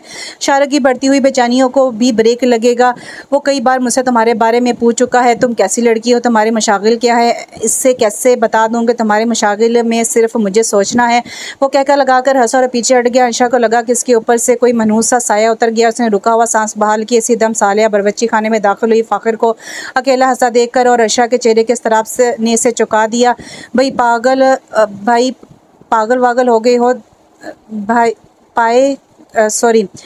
पाए गल गए हों तो पिला दीजिए। मेरा मतलब है कि चाय पक गई हो तो पिला दोगे, हम जाएं वापस। वो अंशा के पास आ गई। फाखर के चेहरे की हंसी यकदम नागवार में बदली थी। ना जाने कि वो सालिया के सामने आती फाखर भाई के चेहरे का रंग बदल जाता था। अंशा खुद पर काबू पाती भी सोचे बिना ना रह सकी, एक दिन शायद मैं भी इतनी बहादुर हो जाऊंगी। फाखर भाई मेरे सामने आते ही इतनी घबराहट महसूस करेंगी जितनी के सालिया के सामने। चाय कपों में डालते हुए सोचे लगी, जबकि सालिया प्लेट्स में लज़ुमात सजाने लगी। फाखर तो सालिया को देखते ही उड़न-छू हो चुका था। इस रात अंशा को शार्क की निगाहें डिस्टर्ब करती रही। इसकी निगाहों की बेचैनी पेशानी पर बार बार आता पसीना साफ करते, कभी चोरी छुपे से देखते शार्क के दिल में उतरते जा रहे थे। फाखर के तफजात ने भी इसे शार्क के बारे में सोचने में मजबूर कर दिया था। न जाने अम्मा और बाबा से किसने कह दिया कि वो आशिर को पसंद करती है। अम्मी आशिर का रिश्ता लेकर आई थी। अम्मा बाबा तो जैसे इसकी तरफ से प्याम के मुंतज़िर थे। अंशा की राय और मर्जी पूछे बगैर ही इसका रिश्ता आशिर से तय कर दिया गया। आशिर एक बार फिर फाखर का शुक्रगुजार हुआ था। इसके कहे बगैर ही फाखर ने इसकी ज़िंदगी का सबसे खूबसूरत फैसला इसके हक़ में करा दिया था। अम्मा ने इसके मुंह में मिठाई डाली और इतना बोली, मैं माँ हूँ, अपनी बेटी के दिल का हाल जानती हूँ। देख लो, तुम्हारे कहे बगैर तुम्हारी सारी खुशियाँ तुम्हारे दामन में डाल दी। पसंद तो मुझे शार्क भी था, मगर जिस रोज़ उन्होंने रिश्ते की बात की, इस रोज़ फाखर ने मुझे बताया कि तुम तो आशिर को पसंद कर बैठी हो। अब कोई माँ ऐसा फ़ैसला कैसे कर सकती है जिसमें इसकी बेटी की पसंद शामिल ना हो। और अंशा के अंदर कुछ छंद से टूटा था। फाखर को मालूम था कि शार्क इस पर भारी पड़ सकता है, मगर आशिर के साथ इसकी शादी करके वो इसे अपनी दस्तरस में रखेगा। आशिर की शराफत की वो कायल थी, मगर ऐसी शराफत का क्या करना जो अंशा की इज्जत की मुहाफिज ना बन सके। इसका ख्याल था कि इसकी माँ ने इसकी ज़िंदगी का सबसे बड़ा फैसला गलतफहमी की बुनियाद पर कर डाला है। अपने अंदर के इस्तराब का क्या करती, अपनी माँ को किस तरह अपना दुख दिखाती। रात सालिया का फ़ोन आया, वो सिर्फ इतना ही बोली, तुमने बगैर मजामत के खुद को तरनवाला बनाकर पेश कर दिया। कुछ तो स्टैंड लेती, मगर वो गुमसुम रही। ना जाने क्यों वो किसी मौजे के मुंतज़िर थी। इसे लगा कि अगर वो माँ को बताएगी कि फाखर कैसा इंसान है, इसका रिश्ता कराने में इसकी क्या चाल है, तो वो बहुत दुखी हो जाएंगी। बाबा की बीमारी के बाद वो इन्हें कोई दुख नहीं दे सकती थी। इसकी माँ इसका फ़ख्र थी, इसका आसरा, जो बेटी की खातिर हर तूफ़ान से टक्कर ले सकता है। अनकरीब मैं माँ को इससे शख्स की सारी हकीकत बता दूंगी, फिर वो उसे जूते लगा के इस घर से निकालेंगी। इसके दिल ने इसे इतनी तसल्ली दे डाली थी कि इत्मीनान से इसकी रूह में उतर गया। अम्मा को बताने की नौबत ही नहीं आई थी। इन्हें खुद ब खुद फ़ाखर की हकीकत पता चल गई। बाबा बहुत रोज़ के बाद घर से बाहर निकले थे, वरना लॉन्च के सोफ़े पर लेटे रहते, जहाँ से वो किचन में आते जाते इनके साथ बातें करती रहती। इतने सारे अखराजात के बाद इनकी माली पोजीशन इतनी मुस्तकिल नहीं रही थी कि वह जानती थी कि बाबा जितना खामोश रहेंगे इतना ही सोचते रहेंगे, इसलिए वो इन्हें हल्की फुल्की खुराक के साथ बातों में लगाए रहती है। आज बाबा के जाने के बाद वो लॉन्च में बैठी टीवी देखे कम और गुमसुम ज़्यादा बैठी थी। इनका ज़हनी सुकून ख़त्म होकर रह गया था। अम्मा भी इसी वजह से परेशान रहती कि जब हम लोग पाकिस्तान नए शिफ्ट हुए तो इस वक्त मेरी बच्ची कैसे हंसती खिलाती थी, मगर अब मुद्दत गुजर जाती वो ठीक से मुस्कुरा भी नहीं सकती। हंसी में उदासी छुपी रहती है, खोखली महसूस होती। वो समझ रही थी कि इसने बाप की बीमारी का गहरा असर लिया है। आशिक के साथ मंगनी की रस्म करके वो समझ रही थी कि उसे खुश रहने का मौका फराम कर रही हैं, जबकि रस्म के बाद से वो ज़्यादा उदास रहने लगी थी। सालिया ने एक रोज़ कॉल करके इससे ख़ास इजाज़त ली थी कि शारक भाई तुमसे बात करना चाहते हैं। अब वो कहीं दिल में उसकी कॉल की भी मुंतज़िर थी। आशिक ने तो पलट कर खबर नहीं ली थी और ना ही फ़ोन पर रब्ता करने की कोशिश की थी। एक कठपुतली सी वो इससे ज़्यादा क्या तवक्को रख सकती थी, जो खुद अपना बुरा भला नहीं सोच सकता, वो दूसरों के लिए क्या करेगा। आशिक के लिए इसके दिल में सिर्फ तरहम था। वो सोचों में गुम थी कि फ़ाखर अम्मा के साथ कमरे में दाखिल हुआ। बेटा तुम बैठो, मैं बस ज़ोहर पढ़ कर आती हूँ। अम्मा ने किसी को बात करने का मौका दिए बगैर कहा और अंदर बेडरूम में चली गई। फ़ाखर ने मैदान साफ देखा तो अंशा के करीब सोफे पर बैठ गया। चाचा को कॉल की तो पता चला कि वो अपने किसी दोस्त की तरफ गए हैं। सोचा काफ़ी रोज़ बाद मौका मिलेगा तुमसे बात करने का। चची को तो मैंने किसी न किसी तरह मसरूफ़ करूँगा। वो नहायती खबाज़त से अपने गलीज़ इरादे इस पर ज़ाहिर कर रहा था। अंशा दुनिया जहाँ की नफस मोए शोलाबार नज़रों से इसे घूर रही थी। इसका बस नहीं चलता था कि इन शोलों में इस शख्स को जलाकर भस्म कर डाले। वो उठने लगी तो उसने हाथ खींचकर दोबारा पास बैठा ले। खुदा की कसम तुम बस डरी सहमी अच्छी लगती हो। इस तरह शोले बरसाओगी तो मुझे तुम्हें डराने के लिए कुछ और करना पड़ेगा। वैसे तुम्हें मुझे दाद देनी पड़ेगी। कैसे आसानी से मैंने तुम्हें अपने घर लाने का रास्ता हमवार कर लिया। वो खबासा से हंसा। अब तो माशरे की दुल्हन बनकर आओ या मेरी इससे क्या फ़र्क पड़ता है। वैसे भी जो नशा हराम में है वो हलाल में कहाँ। वो दस्त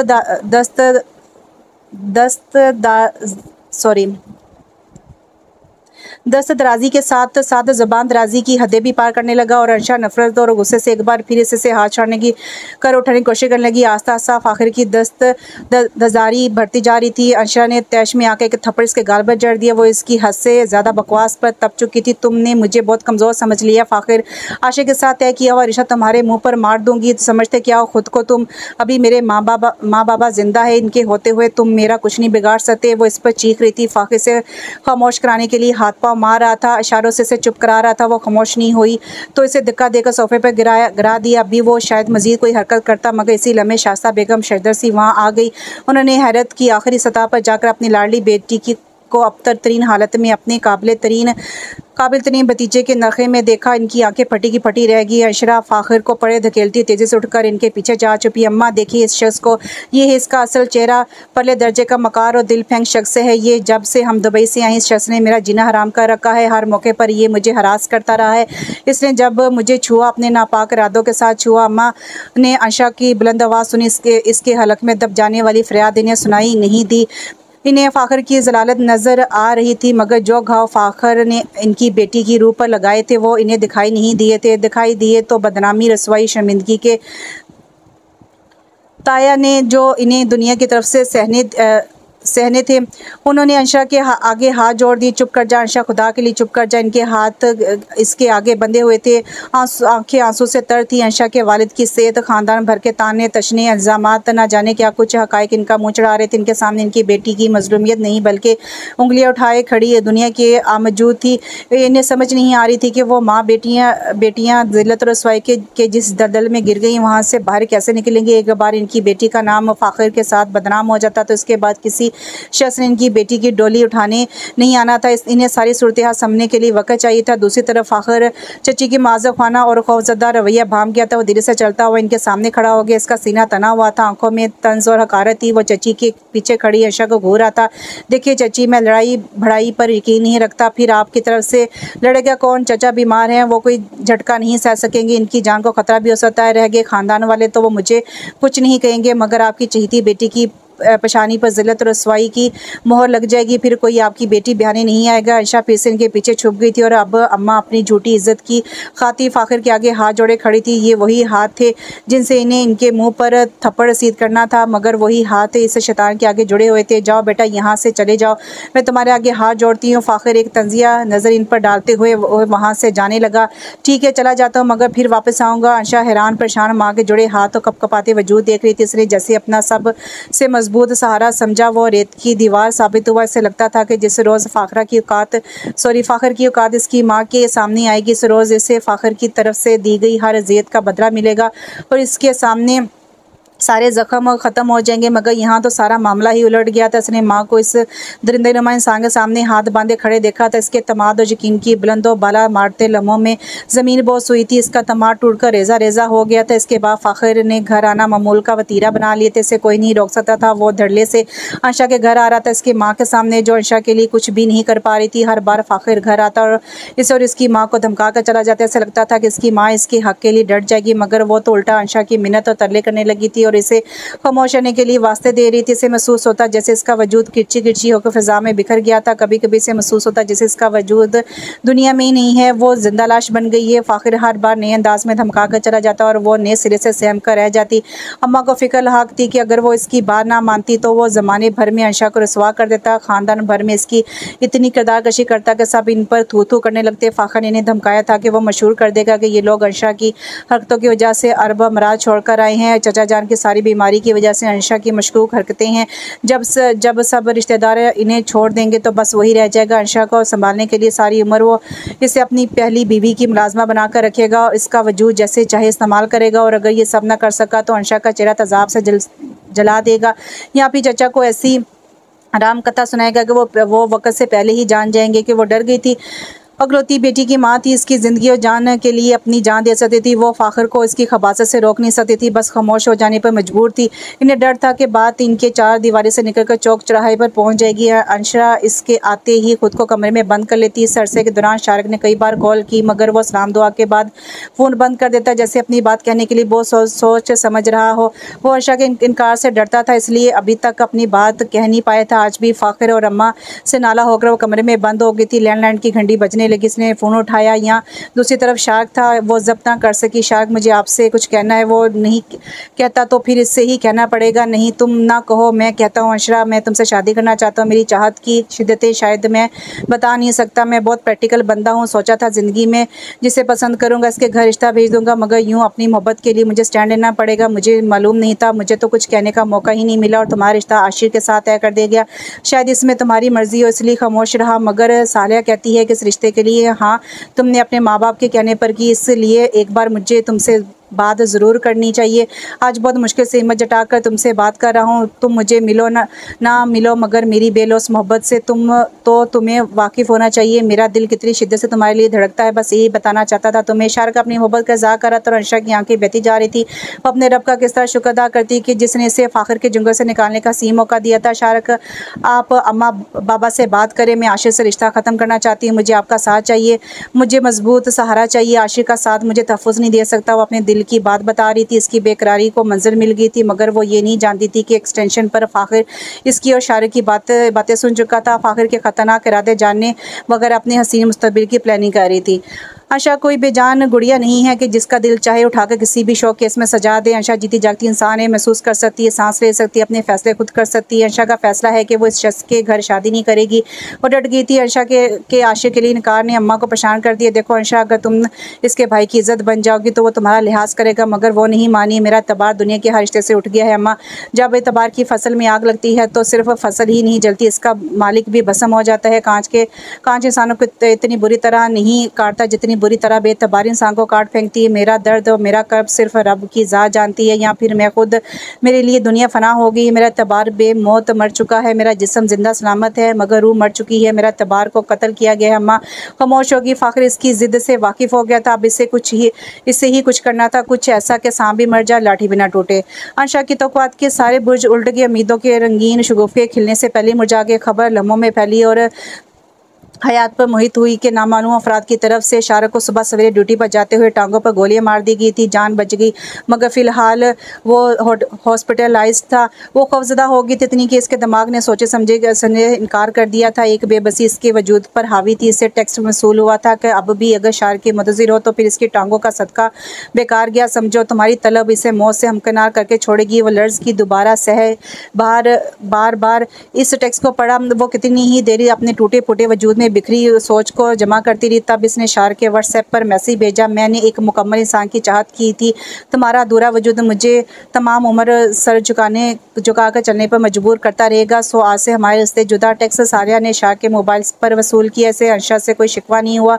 शिकवा होता भी तो क्यों कोई भी अंधे कुएं में शौक से छलांग नहीं लगाता। वो दुल्हन बनकर आशिक के कमरे में तक लाई गई थी। ऐसी दुल्हन की किसी ने कमी देखी हो। गुमसुम और माहौल से यकसन अनजान, खुद अपनी ही सोचों में खोई हुई सी मेहमान खवातीन बारी बारी इसकी अम्मा से अंशा की हालत के बारे में पूछ चुकी थी। उन्होंने वजह जो समझी आई वो बता दी। कई एक को तो ये तक बताना पड़ा कि जब से नए घर में गई है तब से अंशा किसी चीज़ से डर गई है। कुछ खवातीन ने मशवरा दे डाला कि मौलवी साहब से दम कराए। किसी ने कहा कि पहली बेटी को मुकम्मल ना माने देती फिर शादी करती। वो सुनकर वजाहतें करती गई। किसी ने कहा कि अच्छा किया शादी कर दी, दूल्हा का साया पड़ेगा तो सारा डर जाता रहेगा। इस पर खवातीन ने काफ़ी शोर उठाया। वो मशवरे सुन कर आजिज़ आती जा रही थी मगर अंशा से एक लफ्ज़ तक नहीं कह पा रही थी। कहती भी कैसे? अंशा ने जैसे इसे माँ होने के सारे हकूक़ छीन लिए थे। जिसने भी अंशा को फ़ाखिर की शादी में देखा वो अब इसे पहचाने से भी इनकारी था। कई आंटियों का फैसला था कि पाकिस्तान आते ही किसी सेब का इस पर दिल आ गया है जिसने इसका रंग और रूप ही चुरा लिया है। आशा के बाबा इस कदर गैर शरई बातों पर तपे हुए थे। कमरे में गुलाब की फूलों की महक रची बसी थी। आशीष के करीब आकर बैठा था कि दरवाजे पर दस्तक हुई। वो उठकर दरवाज़ा खोले खड़ा था। फ़ाखिर का ख्याल था कि वो इसके लिए अपने बेडरूम के दरवाजे खोल देगा मगर वो तिरछा दरवाज़ा खोलकर फ़ाखिर को मुस्कुराती नज़रों से देख रहा था। फ़ाखिर ने आशिक के अंदाज में कुछ नयापन महसूस किया। जी फ़ाखिर भाई, यार वो जनरेटर का तेल ख़त्म हो गया है। हमेशा तुम ही लेकर आते हो। अगर डिस्टर्ब ना हो तो पहले वो ला दो फिर सोने के लिए जाना। मेहमानों से घर भरा पड़ा है। अगर बिजली चलेगी तो मसला हो जाएगा। आशिर किसी भी वक्त फ़ाखिर के लिए कुछ भी करने को तैयार था। इस वक्त भी इसने फ़ाखिर को मुस्कुराकर तसल्ली दी, आप बेफिक्र हो जाए, मैं अभी अरेंज कर देता हूँ। फ़ाखिर को पता था कि आशिर इसे कभी इनकार नहीं कर सकता। थोड़ी देर के बाद वो फिर से आशिर के दरवाजे पर दस्तक दे रहा था। इसके ख्याल के मुताबिक इस बार दरवाज़ा आशा को खोलना था। इसने आशा को सरप्राइज़ देने के लिए ही तो सब कुछ किया था। वो आशिर को मंजर से हटा कर इसकी जगह लेने जा रहा था मगर इसके तवक्को के बरखिलाफ दरवाज़ा आशिर ने खोला तो अपनी जगह चोर सा बन गया। आशिर को रात भर एक गाड़ी में बांध कर रखने के लिए मुंतज़िर लोग तो इसके इंतज़ार में सूखकर कांटा हो गए होंगे। फ़ाखिर ने चुपके से सोचा। इधर सिक्योरिटी गार्ड को पूरे घर की लाइट ऑफ करने का भी वक्त दे आया था। तुम गए नहीं तेल लेने?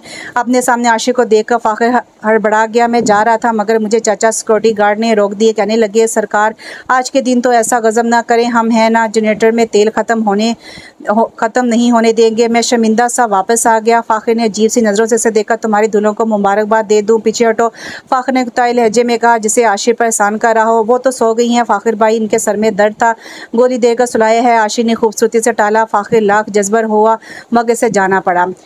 आपने फ़ाखिर भाई से इतने सारे झूठ बोले, मैं तो आपको इनका बहुत ताबेदार समझती थी। वो वापस आए तो अंशा के कहे बगैर न रह सके। इसे अच्छे से अंदाज़ा हो गया था कि वो फ़ाखिर के बहुत बड़े वार से बच निकली है। अब ये कुदरत की तरफ से था या आशिक की वजह से इसे समझ नहीं आ रहा था मगर शुक्र के अलावा कोई कलमा इसकी ज़ुबान पर न था। देखो जाने मन, वो खंकारा। अंशा हैरान हुई, इसके लहजे का तमाद, इसका अंदाज़। इस रात वाला आशिर याद आए जिसने इसकी बोलती बंद कर दी थी। कॉन्फिडेंट वो आशिर को अपनी बड़ी बड़ी हैरान नज़रों से देख रही थी। ये जो दुनिया है ना, अकेले इंसान को जीने नहीं देती, ख़ास तौर पर जिन बच्चों के माँ बाप ना हो। ये इससे जीने के सारे हक छीन लेती है। मेरे माँ बाप की डेथ के बाद मैं बड़े मामू के घर लाया गया। इस तरह मामू और ममानी ने पूरे ख़ानदान पर अपनी रहम दिली के धाक बटा ली। मामू नॉर्मल इंसान थे, साफ़ सादे और बुज़दिल से, और वो मुझे मेरे सारे हकूक़ कभी नहीं दिला सके थे। मुझे इस घर में आने के बाद हमेशा दूसरे दर्जे की शहरी की हसीद हासिल रही। पहले नंबर की शहरी फ़ाखिर और ज़हरा जबीन थे। इनकी रिजेक्टेड शुदा चीज़ें मेरे हिस्से में आती थी। वक्त के साथ फ़ाखिर को मुझ पर धौं जमाने की आदत हो गई। मैं अगर ज़रा भी चू चरा करता तो मुझे इस घर से निकलना पड़ना था। इसलिए मैंने दूसरा रास्ता अपनाया। बस इतना समझ लो कि फ़ाखिर समझता है कि मैं हर काम इसके हुक्म के मुताबिक कर रहा हूँ, जबकि मैं अपनी मर्ज़ी फ़ाखिर का हुक्म बना देता हूँ। मिसाल के तौर पर मुझे जर्नलिज़्म ही पसंद है, मगर फ़ाक़िर समझता है कि मैं कंप्यूटर साइंस में इंटरेस्टेड था, मगर इसके हुक्म की वजह से मैंने ये पेशा अपनाया है। मैंने इससे हमेशा यही बार करा है कि मुझे जर्नलिज़्म से शदीद चिढ़ है, इसलिए फ़ाक़िर ने हमेशा मुझे सहाफ़ी बनने पर ज़ोर दिया। मैं सहाफ़ी बन गया, फ़ाक़िर भी खुश, मैं भी खुश। एक मामूली से सहाफ़ी का स्टेटस ही क्या होता है, एक टीवी चैनल के प्रोजेक्ट हेड का स्टेटस होता है, एक प्रोड्यूसर का रुतबा होता है। वो मुस्कुराया। मेरे मुकाबले में फ़ाक़िर के पास लंदन यूनिवर्सिटी से बिज़नेस की डिग्री है, मगर ये फ़ाक़िर की भूल रहेगी कि मैं एक मामूली सहाफ़ी हूँ, और तुम भी जल्दी ही समझ जाओगी। मामू के इलाज के लिए पैसे मैंने अपने पास से दिए थे ना, कि किसी से उधार पकड़ कर वो इसे हैरान करता चला जा रहा था। मुझे पता है इस घर में वही कुछ होगा जो फ़ाक़िर चाहेगा। इसकी बीवी और बच्चों का स्टेटस मेरे बीवी और बच्चों को कभी नहीं दिया जाएगा। इसका भी मैं बहुत जल्द हल निकाल रहा हूँ। शादी की पहली रात कोई भाई अपने भाई को जनरेटर का तेल लेने नहीं भेजता। झूठ मैंने इसलिए कॉन्फिडेंस के साथ बोला कि शाम में जब मैं जनरेटर का तेल लेने जा रहा था, इस वक्त मुझे सिक्योरिटी गार्ड चाचा ने प्यार से रोक दिया था। मेरी खुशी की रात फ़ाक़िर कैसे बर्दाश्त कर सकता था, इसलिए वो हेले बहाने मुझे तंग कर रहा था। मुझे इसकी आदत है खाने के दौरान किसी काम भेज देना, स्कूल से देर होते को सुबह सवेरे बेकरी भेज देना। बचपन से इन रवैयों का मैं आदी ज़रूर रहा हूँ, मगर मुझे इतना हुनर ज़रूर आता है कि अपनी पसंद को फ़ाक़िर का हुक्म बना दूँ।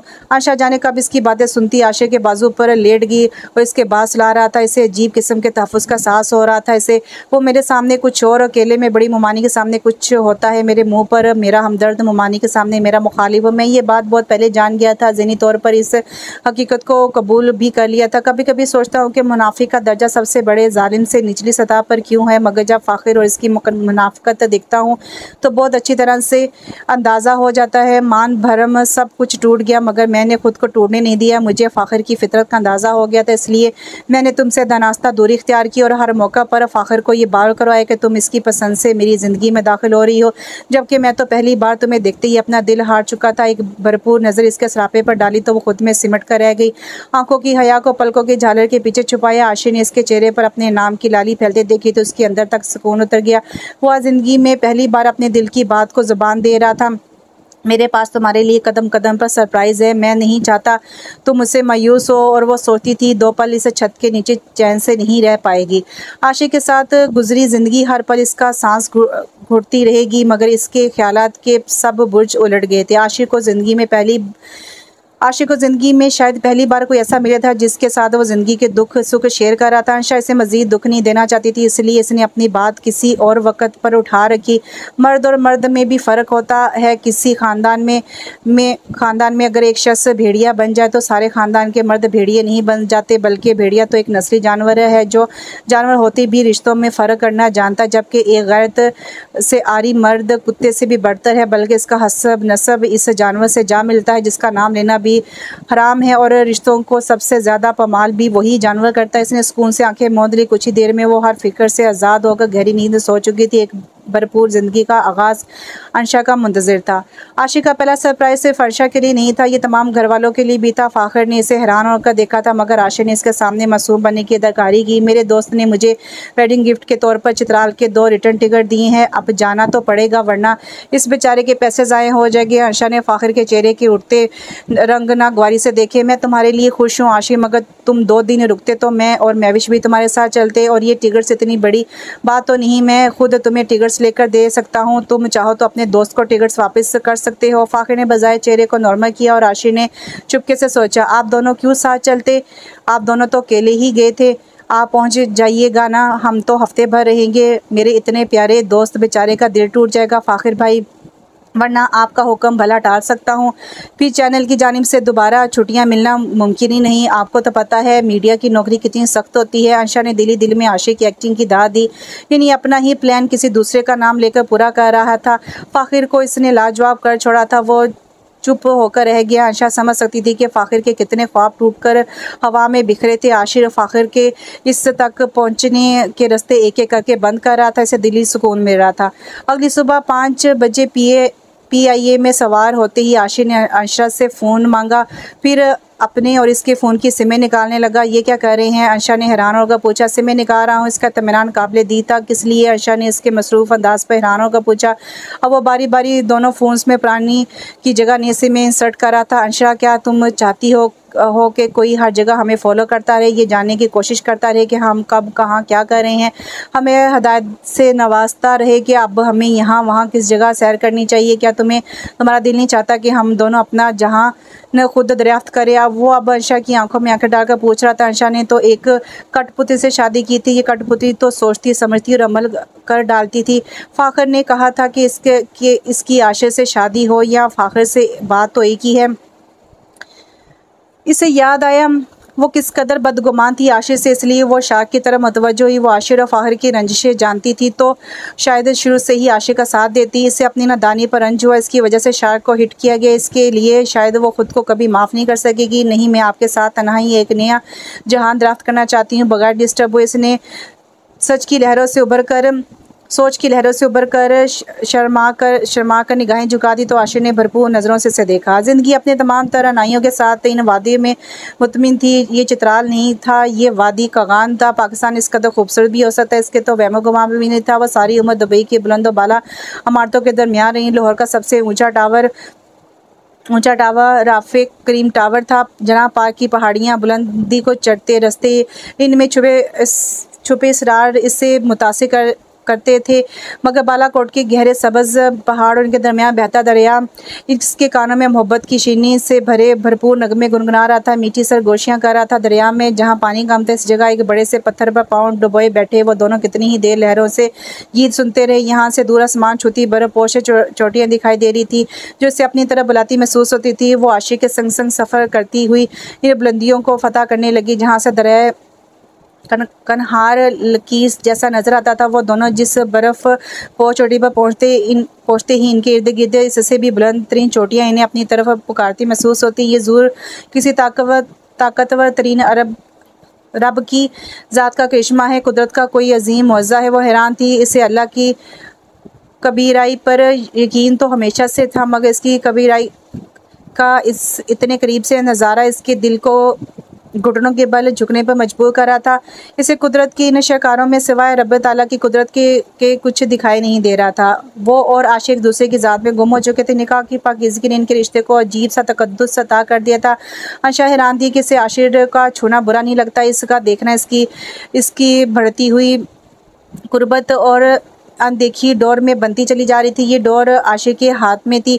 आशिक की तवज्जो का इर्तिकाज़ ज़रा अपने मदार से हटता अंशा इसे शिद्दत से महसूस करती। आज की सुबह हमेशा की तरह अपने जलवे में हज़ार हिस्सा लिए तलू हुई थी। अंशा रोज़ ही आशिर को इसकी मर्ज़ी के बरखिलाफ़ जल्दी जगह दिया करती थी। सुबह के नज़ारे आंखों में समेटते हुए वो सुबह के तवील वॉक से वापस आए थे। आशिर इसकी फरमाइशी पर जंगली फूल जमा कर रहा था और वो सरसब्ज़ पहाड़ों पर नज़र जमाई हुई थी। इन नज़ारों से जी भर कर सराब होना इसका शौक़ था। इसे सब के साथ साथ आज फिर इसकी बेचैनी रूज पर थी। इसे रह रहकर शार का ख्याल आ रहा था जो आखिरी इत्तला के मुताबिक अभी तक हॉस्पिटल में ज़ेर इलाज था और सरसब्ज़ पहाड़ी की चोटी पर नज़र जमाए महवत थी कि आशिर ने अचानक से इसके शानों के गिर्द बाजू फैला के से साह लगा लिए। मुझे अंदाज़ा नहीं था कि मेरी बीवी ने नज़ारों की ऐसी दीवानी होगी। मुझे गरीब को सुबह सवेरे नींद से जगाकर ठठराती सुबह दरियाफ्त करने की शौकीन रखती है, मगर अब अच्छे से अंदाज़ा हो गया कि बाज़ोक बीवी को खुश रखना और भी मुश्किल काम है। हम तो हैं ही हमेशा से मुश्किल पसंद। इसने जंगली सफ़ेद फूलों का छोटा सा गुलदस्ता ऐसे थमाते हुए शौक लहजे में कहा, आशिरा बहुत सुस्त हैं, इसलिए सुबह सुबह उड़ने में इतना वक्त लेते हैं। न जाने वो दोबारा कब ज़िंदगी इतनी फुर्सत दे कि हम इन नज़ारों से लुत्फ़अंदोज़ हो सके। अगर गौर करें तो इन वादियों की सुबह शामें और रातें अलग अलग गुफ्तगू करती हैं। हर मौसम का अपना एक रंग है, हर पहाड़ एक अलग गुफ्तगू है, हर चोटी की अपनी दास्तान है। मैं चाहती हूँ यहाँ से जाने के बाद मुझे याद रहे। मैं अपनी खुशबू इधर ही छोड़ जाना चाहती हूँ जो वादी की फ़िज़ाओं में रच बस जाए और मेरे जाने के बाद भी इन हवाओं के संग झूमती गाती रहे। वो खोए खोए लहजे बोल रही थी, दीवाना तो मैं भी हूँ इन नज़ारों का, मगर तुम तो अच्छी खासी आशिक हो, बल्कि शायरा हो जो इन बर्फ़ पोश चोटियों और सब्ज़े को दिखती ही शायरी करने लगी और तुम्हारी खुशबू सिर्फ मेरी है, इससे मैं इधर उधर सब्ज़ारों में नहीं बांट सकता। वो खुशदिली से कहता हुआ ऐसे ही साह लगाए रूम में वापस आए जहाँ वो कुछ देर के बाद फिर से सोच के समुंदर में गर्क होगी। वो आशिक को शायर के बारे में बताने के लिए खुद को तैयार कर रही थी। आशिक को महसूस होता कि वो बात करते करते खो सी जाती। अभी भी वो इसकी खामोशी काफ़ी देर से महसूस कर रहा था। एक लंबी वॉक के बाद वो बिस्तर पर चित्र लेटा था जबकि अंशा रोशनदान के सामने बैठी लकड़ियों को गौर से देख रही थी। वो सोच रही थी कि आशिक को शायर के बारे में बताए या नहीं। अंशी यार मेरी आंख में कुछ चला जाएगा, प्लीज़ देखना। आशिक की आवाज़ में बेचैनी थी। वो जल्दी से इसकी करीब जाकर झुककर इसकी आंख में देने लगी। आशिक जो अपनी आंख पर हाथ रखकर बैठा था जल्दी से इसका हाथ खींचकर खुद पर गिरा लिया। आँख की फ़िक्र है, मेरी कोई फ़िक्र नहीं है। वो इसके गिर्द बाहें लपेटे आंखों में आंखें डालकर बोला, कभी वादी के नज़ारों में गुम हो जाती हो तो कभी सोच के धारों में बह जाती हो।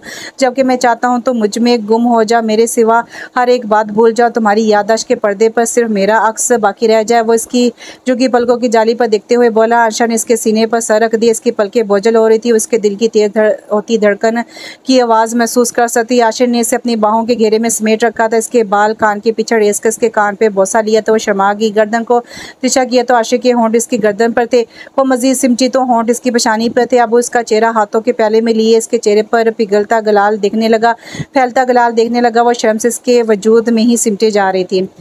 जाने से पहले इसने फैसला किया था कि वो आशिर को अपने और शायर के बारे में ज़रूर बता देगी ताकि वो अपनी नई ज़िंदगी ईमानदारी से शुरू कर सके। आशिर आपको मालूम है ना कि मेरे लिए शायर का रिश्ता आया था। इसे सामान पैक करके वापसी के लिए निकलने से पहले धीमे से कहा, हाँ मालूम है, मगर इस वक्त इसका क्या जिक्र है। इसने चुभने से अंशा का चेहरा देखे जो सुर्ख हो रहा था। आशिर मेरी पहली पसंद आप ही थे, मगर जिस तरह आप फ़ाखिर भाई की जी हजूरी करते थे इस बात ने मुझे आपसे मुंतफर कर दिया। मैं सीरियसली शायर से शादी के बारे में सोचने लगी थी कि एक दिन इन पर हमला हो गया और मुझे भी एक नामालूम नंबर से मैसेज मिला कि मैं शायर का ख्याल अपने जहन से निकाल दूँ। आशिक की हैरत सवा थी। तुम शायर से शादी करना चाहती थी? लहजे में बेयकीनी थी। नीली जीन्स और सफ़ेद टी शर्ट पर नेवी ब्लू जीन्स पहने इसके मुकाबिल खड़ा था। और तुम ये सब मुझे अभी बता रही हो? वो इसे बाजू से थाम कर बोला तो अंशा ने डरते डरते सर उठाकर इसके चेहरे पर देखा जिस पर संजीदगी तारी थी। आशिक मुझे ये सब बताना ज़रूरी लगा। मैं आपको अंधेरे में नहीं रखना चाहती थी। वो होंठ काटते हुए बोली, आई स्वेयर अंशी, अगर मुझे पता होता कि शारिक और तुम एक दूसरे में इंटरेस्टेड हो तो मैं कभी भी तुम्हारे दरमियान आता। मगर वो कौन है जिसने तुम्हें मैसेज भेजा और इसकी शारिक से क्या दुश्मनी थी? वो तशवीश से कह रहा था। अंशा को कुछ हौसला मिला। वो जो भी था अब ख़त्म हो चुका। आपका साथ मुझे दिलो जान से अजीज़ है। आपको खोने के बारे में मैं सोच भी नहीं सकती। वो उसके सीने से सर टका गई तो आशिर ने इसका सर थपका जबकि वो खुद कुछ खामोश सा हो गया था। अंशा इसकी खामोशी को महसूस किया तो इसे भी चुप होना पड़ा। फ़ाखिर पर अपना शक जाहिर करके अपनी बात खोना नहीं चाहती थी। शायद कभी असल मुजरिम सामने आ जाए और ये गुत्थी सुलझ जाए। आशिर को खामोश देखकर वो भी खामोश हो गई। घर वापस आए तो फ़ाखिर ने गहरी नज़र से अंशा का खुला हुआ रूप देखा। वो अंशा नहीं थी। डरी सहमी घबराई हुई इसकी आंखों में सुकून था और फ़ाखिर के लिए हकारत साफ दिखाई देती थी। यार आशिर, तुमने भी कमाल कर दी। यहाँ से निकलते ही जाने तुम्हारा नंबर क्यों ऑफ हो गया। बारहा तुम्हें खोजने के लिए चित्राल के हर छोटे बड़े होटल पर कॉल करके पागलों की तरह तुम्हारे मुतालिक पता करता रहा, मगर तुम कहीं नहीं मिले। तो हम लोग तुम्हारे पास आने के लिए पूरी तैयारी कर बैठे थे, मगर तुम्हारा फ़ोन ही ऑफ जा रहा था। फ़ाखिर सख्त झंझलाया हुआ था। इसके झंझलाए हुए तासुरात अंशा को महफूज होने पर मजबूर कर रहे थे। फ़ाखिर भाई, फ़ोन तो हमारे हैंड बैग से किसने निकाल लिए, यानी चोरी हो गए थे। अभी वापसी से पहले नए फ़ोन लिए हैं। नंबर्स वगैरह सब पुराने फ़ोन्स में थे, इसलिए कॉल भी नहीं कर सके। अंशा को सिर्फ अपनी अम्मी का नंबर याद था। वो कभी कभार किसी पीसी वगैरह से इन्हें कॉल कर लेती थी। अंशा के हाथ में जदीद तरीन विजन का फ़ोन देखकर फ़ाखिर शदीद हैरान हुआ। ताईजान को छोड़कर बाकी घर वालों का भी ऐसे ही रद्द-ए-अमल था, मगर वहाँ पर परवाह किसे थी। फ़ाखिर इस मौजू पर काफ़ी देर आशिर से बहस करता रहा। तुम्हारी तनख्वाह बहुत कलील है, अगर इसी तरह फजूल खर्चा करते रहे तो शादीशुदा ज़िंदगी की जिम्मेदारी कैसे उठाओगे? इसका लहजा जला हुआ था। फ़ाखिर भाई, मेरे पास कुछ सेविंग्स थी, इन्हें से आशा को शादी के बाद अपनी खुशी की खातिर पहला गिफ्ट लेकर दिया है। अब आगे से एहतियात करूँगा, आप टेंशन ना लें। मगर अब शायद फ़ाखिर की किस्मत में टेंशन ही टेंशन लिख दी गई थी। अगली रोज़ सुबह सवेरे ड्रेसिंग टेबल पर 2 तरह के ID कार्ड्स देखकर आशा के जहन में कितने ही सवाल सर उठाने लगे। ये उर्दू नाम वाला टैग फ़ाखिर भाई और बाकी घर वालों के लिए, जिसकी वजह से घर वाले मुझे बेचारा किस्म का फ़कीर और गरीब इंसान समझते, जिससे इनकी ज़हनी सुकून मिलता है। ये दूसरा नेम टैग मेरी ज़िंदगी की सबसे बड़ी ख्वाहिश है। मशहूर इंग्लिश चैनल का नाम देकर अंशा चूक गई थी। ना जाने आशिक खुद को कितने पर्दों में छुपा कर रखता आया है। जैसे बंद गोभी भी परत दर परत खुलती है, इसी तरह आशिक की ज़िंदगी भी अंशा के सामने खुलती जा रही थी। फ़ाखिर भाई को लगता है कि मैं सादा सा उर्दू वाला जर्नलिज्म मास्टर्स किया है, मगर मेरा रुझान हमेशा से इंग्लिश की तरफ रहा है। इंग्लिश मेरा फेवरेट मजबूर रहा। इंग्लिश में जर्नलिज्म पढ़ना और नंबर लाना मेरा शौक़ था। आज मैं पाकिस्तान के सबसे नंबर 1 अखबार क्राउन में GMA के ओहदे पर फाइज़ हूँ। अंशा ने हैरान नज़रों से देखा। क्या है ये शख्स, इतना छुपा हुआ रुस्तम क्यों है? मेरे पास तुम्हारे लिए ग्रह सरप्राइज़ इससे भी बड़ा है। वो इसका गाल छूकर बोला। अंशा ने बैग इसके हवाले किया। वो बाहर गेट तक आना चाहती थी, मगर आशी ने रोक दिया। फ़िलहाल तुम मुझे कमरे के दरवाजे से रुखसत कर दिया करो, मगर जल्द ही तुम्हें घर के बैरूनी गेट तक ये तकलीफ उठानी पड़ेगी। इसने शाद से कहकर अपने प्यार की मोहर अंशा के पेशानी पर जब्त की और शाद सार रुखसत हो गया। एक ही हफ्ते में अंशा को इस घर में अपनी हैसियत का अंदाज़ा हो गया। ताइमी हर मामले में महविश को अहमियत देकर शायद ये जताना चाह रही थी कि घर में फ़ाखर की दुल्हन की हैसियत इसके मुकाबले में कहीं ज़्यादा है। घर में हर काम सिर्फ़ और सिर्फ महविश के मशवरे से अंजाम पाता। महविश ना सिर्फ इनके फ़ाखर की पसंद थी, बल्कि इनके वारिस को जन्म देने वाली थी। अंशा को तायमी के रवैये का फ़र्क समझ नहीं आता था। अलबत्ता ताया अब्बू पहले जैसे ही शफीक को मेहरबान थे। अंशा सब्ज़ी बनाती, महविश सालन बनाती। अंशा को शदीद गर्मी में रोटी बनानी पड़ती। सुबह से शाम तक वो बर्तन धोती, मगर अपनी मर्ज़ी से कुछ भी पकाने की इसे इजाज़त नहीं थी। आशिर की बीवी की हैसियत घर में 2 कौड़ी की थी, जबकि फ़ाखर की बीवी की हैसियत मालकाना थी। अंशा इन हालात में सिर्फ कुड़कर रह गई। इसे आशिर की तरफ से अगले सरप्राइज़ का इंतज़ार था। शायद वो अलग घर ले ले। वो सोचती रहती कि आशिर इसे क्या सरप्राइज़ देगा। वो रात में आशिर के लिए चाय बना रही थी कि किसी ने पीछे से आकर इसके शाने पर हाथ रख दिया। वो करंट खाकर पलटी। वो बुरी तरह खौफजदा हो गई थी। चाय झलक इसके पाँव पर गिरी। आशिर ने एकदम झुककर टिश्यू से इसका पाँव साफ किया। क्या करती हो यार, तुम इतना डर क्यों गई? वो इसका हाथ पकड़कर लाउंज के सोफे पर बैठा रहा था कि फ़ाखिर ज़ीने से नीचे आते हुए इनकी इस मोहब्बत पर जलकर खाक हो गया। जिस जगह चाय गिरी थी वहाँ आशिर बरनौल लगा रहा था। यार, मोहब्बत की शादी मेरी है, मगर बीवी के पाँव तुम पड़े हो। फ़ाखिर मजाक करता हुआ अभी संजीदा दिखाई दे रहा था। कोई बात नहीं, कल से कमरे में पानी भी रखा करूँगा फ़ाखिर भाई। इसके हाथ में पानी का खाली जग देखकर आशिर ने चोट की। महविश की प्रेगनेंसी का आखिरी महीना चल रहा था। वो बार बार ज़ीने उतर नहीं सकती थी, इसलिए अक्सर काम फ़ाखिर के ज़िम्मे लग गए थे। आशिर की चोट पर वो जी भरकर बदमज़ा हुआ। आशिर फ़ाखिर को अंशा के पाँव पर चाय गिरने की बात बताने लगा। अंशा अपनी जगह जज्बर हो रही थी, मगर आशिर को कुछ ना कह सकी। मैं हैरान हूँ, अंशा इतनी बुरी तरह डर क्यों गई? आशिर के इस आखिरी जुमले ने फ़ाखिर को ज़ेल मुस्कुराने पर मजबूर कर दिए। इसे दिल ही दिल में बेपाया मसरत हासिल हो रही थी। वो अब भी इससे डरती है, ये ख्याल इसे शाद कर रहा था। किसी नई शैतानी हरकत पर उकसा रहा था। अपना ख्याल रखा करो अंशा, कोई तुम्हें दीवानगी की हद तक चाहता है। जाने क्यों अंशा को लगा कि वो आशिर की बात नहीं कर रहा। फ़ाखिर की आंखों की चमक सबसे पहले महविश ने महसूस की थी। अंशा सामने होती तो फ़ाखिर महविश को भूल कर इसे देखने लगता। महविश कोई बात करती रहती, मगर वो सुन नहीं पाता। महविश के लिए फ़ाखिर का ये अंदाज़ नाकाबिले बर्दाश्त था। वो जी ही जी में सोचने लगी कि अंशा एक बदकिरदार लड़की जो दूसरे मर्दों को रुझाने का फ़न जानती है। जब सब लोग इकट्ठे बैठे होते, महविश की कोशिश होती कि अंशा वहाँ ना बैठे। वो किसी न किसी बहाने से वहाँ से उठा देती। फ़ाखिर को या किसी और को महसूस हो ना हो, मगर आशिर ने बुरी तरह इस बात को महसूस करता। वो कुड़कर रह जाता। फ़िलहाल इसके अलावा वो कर भी क्या सकता था। रात का दूसरा पहर था। आशिर लैपटॉप पर काम कर रहा था। अंशा कोई किताब पड़ी थी कि दरवाज़ा धड़ धड़ बजने लगा। दोनों ने बैग वग चूम कर दरवाजे की तरफ देखा। आशिर ने दरवाज़ा खोला तो सामने फ़ाखिर खड़ा था। यार, महविश की तबीयत बहुत ख़राब हो गई। अंशा से बोलो कि इसके पास चली जाए, मेरे तो हाथ पाँव हो रहे हैं। आधी रात को अम्मी को डिस्टर्ब करता अच्छा नहीं लगता ना। फ़ाखिर के चेहरे का रंग उड़ा हुआ था। अंशा आशिर का इशारा पाते ही इसके कमरे की तरफ बढ़ गई। पीछे ही फ़ाखिर भी अपने कमरे में चला गया। आशिर ने बेचैनी से फ़ाखिर के कमरे के बाहर चक्कर काटे। इसे भाभी की हालत के पेश नज़र कमरे में जाते हुए शर्म महसूस हो रही थी। बिलाखिर थक आकर वापस अपने कमरे में चला गया। अंशा ने महविश का BP चेक किया। वो काफ़ी लो था। ब्लड प्रेशर लो होने की वजह से इसे अपने जिस्म से जान निकलती महसूस हो रही थी। अंशा ने फौरी तौर पर डॉक्टर को बताया हुआ साशे पानी में घोल कर पिलाए, फिर इनके हाथ पाँव दबाए। तकरीबन आधे घंटे तक वो काफ़ी बेहतर महसूस करने लगी। आराम मिला तो गुनूदगी छाने लगी। फ़ाखिर ने महविश को सोते देखा तो बेड की दूसरी तरफ खाली जगह पर तिरछा सा होकर लेट गया। अब अंशा इन दोनों के दरमियान बिस्तर पर बैठी थी। फ़ाखिर के हाथ अंशा के बालों तक पहुंच रहे थे। अंशा ने इसका हाथ झटका और बेड से उतरकर कमरे से बाहर जाने लगी। फ़ाखिर सामने आ गया। सुनो, अभी ना जाओ प्लीज़। वो दोनों हाथों से रास्ता रोककर सरगोशी के अंदाज में बोला। फ़ाखिर भाई, मेरा रास्ता छोड़े। वो जवाबन झंझलाई थी। इतनी भी क्या जल्दी है अंशरा? देखो, महविश सो गई है, आशिर भी सो गया होगा। हम कुछ देर साथ वक्त गुजार सकते हैं। अगर यहाँ कोई मसला है तो कहीं और चलते हैं जहाँ जहाँ तुम कहो। वो उसके करीब झुककर आया था। वो गुस्से से लाल हुई थी। अगर मैं आपके चेहरे पर थप्पड़ मारूंगी तो महविश की आंख खुल जाएगी, और अगर महविश को आपकी हकीकत पता चली तो इस हालत में कोई भी सदमा इसके और आपके बच्चे के लिए जानलेवा साबित हो सकता है। बेहतर यही है कि आप मेरे रास्ते से हट जाएं, मुझे जाने दें, वरना मैं आशिर को आपकी हकीकत बता दूंगी। फाखरा पर अंशर की बात का रत्ती बराबर असर नहीं हुआ। वो हल्के से हंस दिया। तुम्हारा क्या ख्याल है? मैंने पहले से कुछ भी नहीं सोच रखा। मैं अभी महविश को जगाऊंगा और इसे बताऊंगा कि तुम मुझ पर डोरे डाल रही हो। फिर महविश ये बात खुद घर वालों को और तुम्हारे शौहर को बताएगी। इसके बाद तुम्हारा नामो नेहाद शौहर तुम्हारा हाथ पकड़कर तुम्हें घर से बाहर निकाल देगा। तुम अगर मेरे खिलाफ कुछ कहोगे तो इससे तुम्हारी चालाकी समझा जाएगा। फिर मैं देखूंगा कि कौन तुम्हें अपनाएगा सिवाय मेरे। बेहतर है मेरी बात मानो, जैसा मैं कहता हूँ वैसा ही करती जाओ। फाखर ने इसे बाजू से पकड़ दरवाजे की तरफ खींचा। ऐन इसी लम्हे महविश ने बिस्तर पर करवट बदली और बाहर दरवाजे पर भी दस्तक हुई। बाहर यकीनन आशिर था। फाखर ने घबरा कर इसका बाजू छोड़ दिया। बिस्तर पर हरकत भी मदूम हो गई। अंशरा ने आंखें साफ करके फाखिर को सख्त नज़रों से देखा, दरवाजे के लॉक पर हाथ रखा और बोली, शादीशुदा औरत की हिम्मत को आप नहीं जानते फाखिर भाई। मुझे कभी चैलेंज ना करना वरना मुंह के खाएंगे। इसे लोग नीचे किया, दरवाज़ा खोला और बाहर निकल गई। आशिर ने इसका हाथ थाम लिया था। आशिर भाभी अब ठीक है, मगर मेरी तबीयत जागने से ख़राब हो रही है। आशिर ने इसके कामते वजूद को सहारा दिया और बिस्तर पर ले जाकर कंबल उड़ा दिया।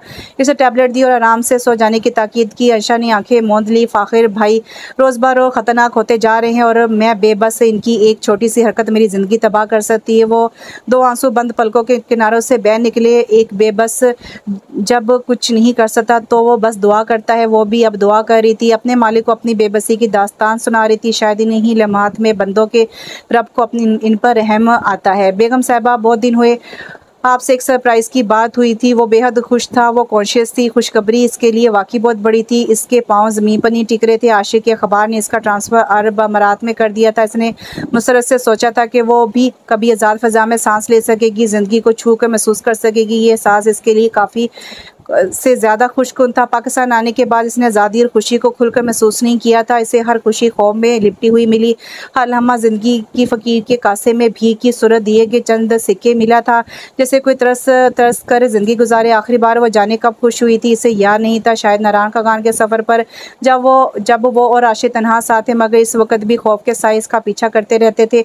इनके दुबई के टिकट्स कन्फर्म हो गए थे। महविश भाभी ने जैसे सुक्का सांस लिया। वो अब अंशा को खा जाने नज़रों से नहीं देखती थी, बल्कि इनकी आंखों में एक किस्म का तासुफ था। अंशा को महसूस हुआ जैसे वो बहुत कुछ जानती हैं, मगर इनके होंठों पर भी अम्मा जैसा एक बड़ा सा कफल पड़ा था। अंशा के लिए ये कफल नया नहीं था। ज़हरा जब भी मेके रहने आई तो इनकी छोटी नंद भी साथ थी। फाखिर इसके साथ अक्सर छेड़छाड़ करता पाया जाता था। ऐसे में ताया अब्बा की आंखों में तशवीश दौड़ती दिखी थी।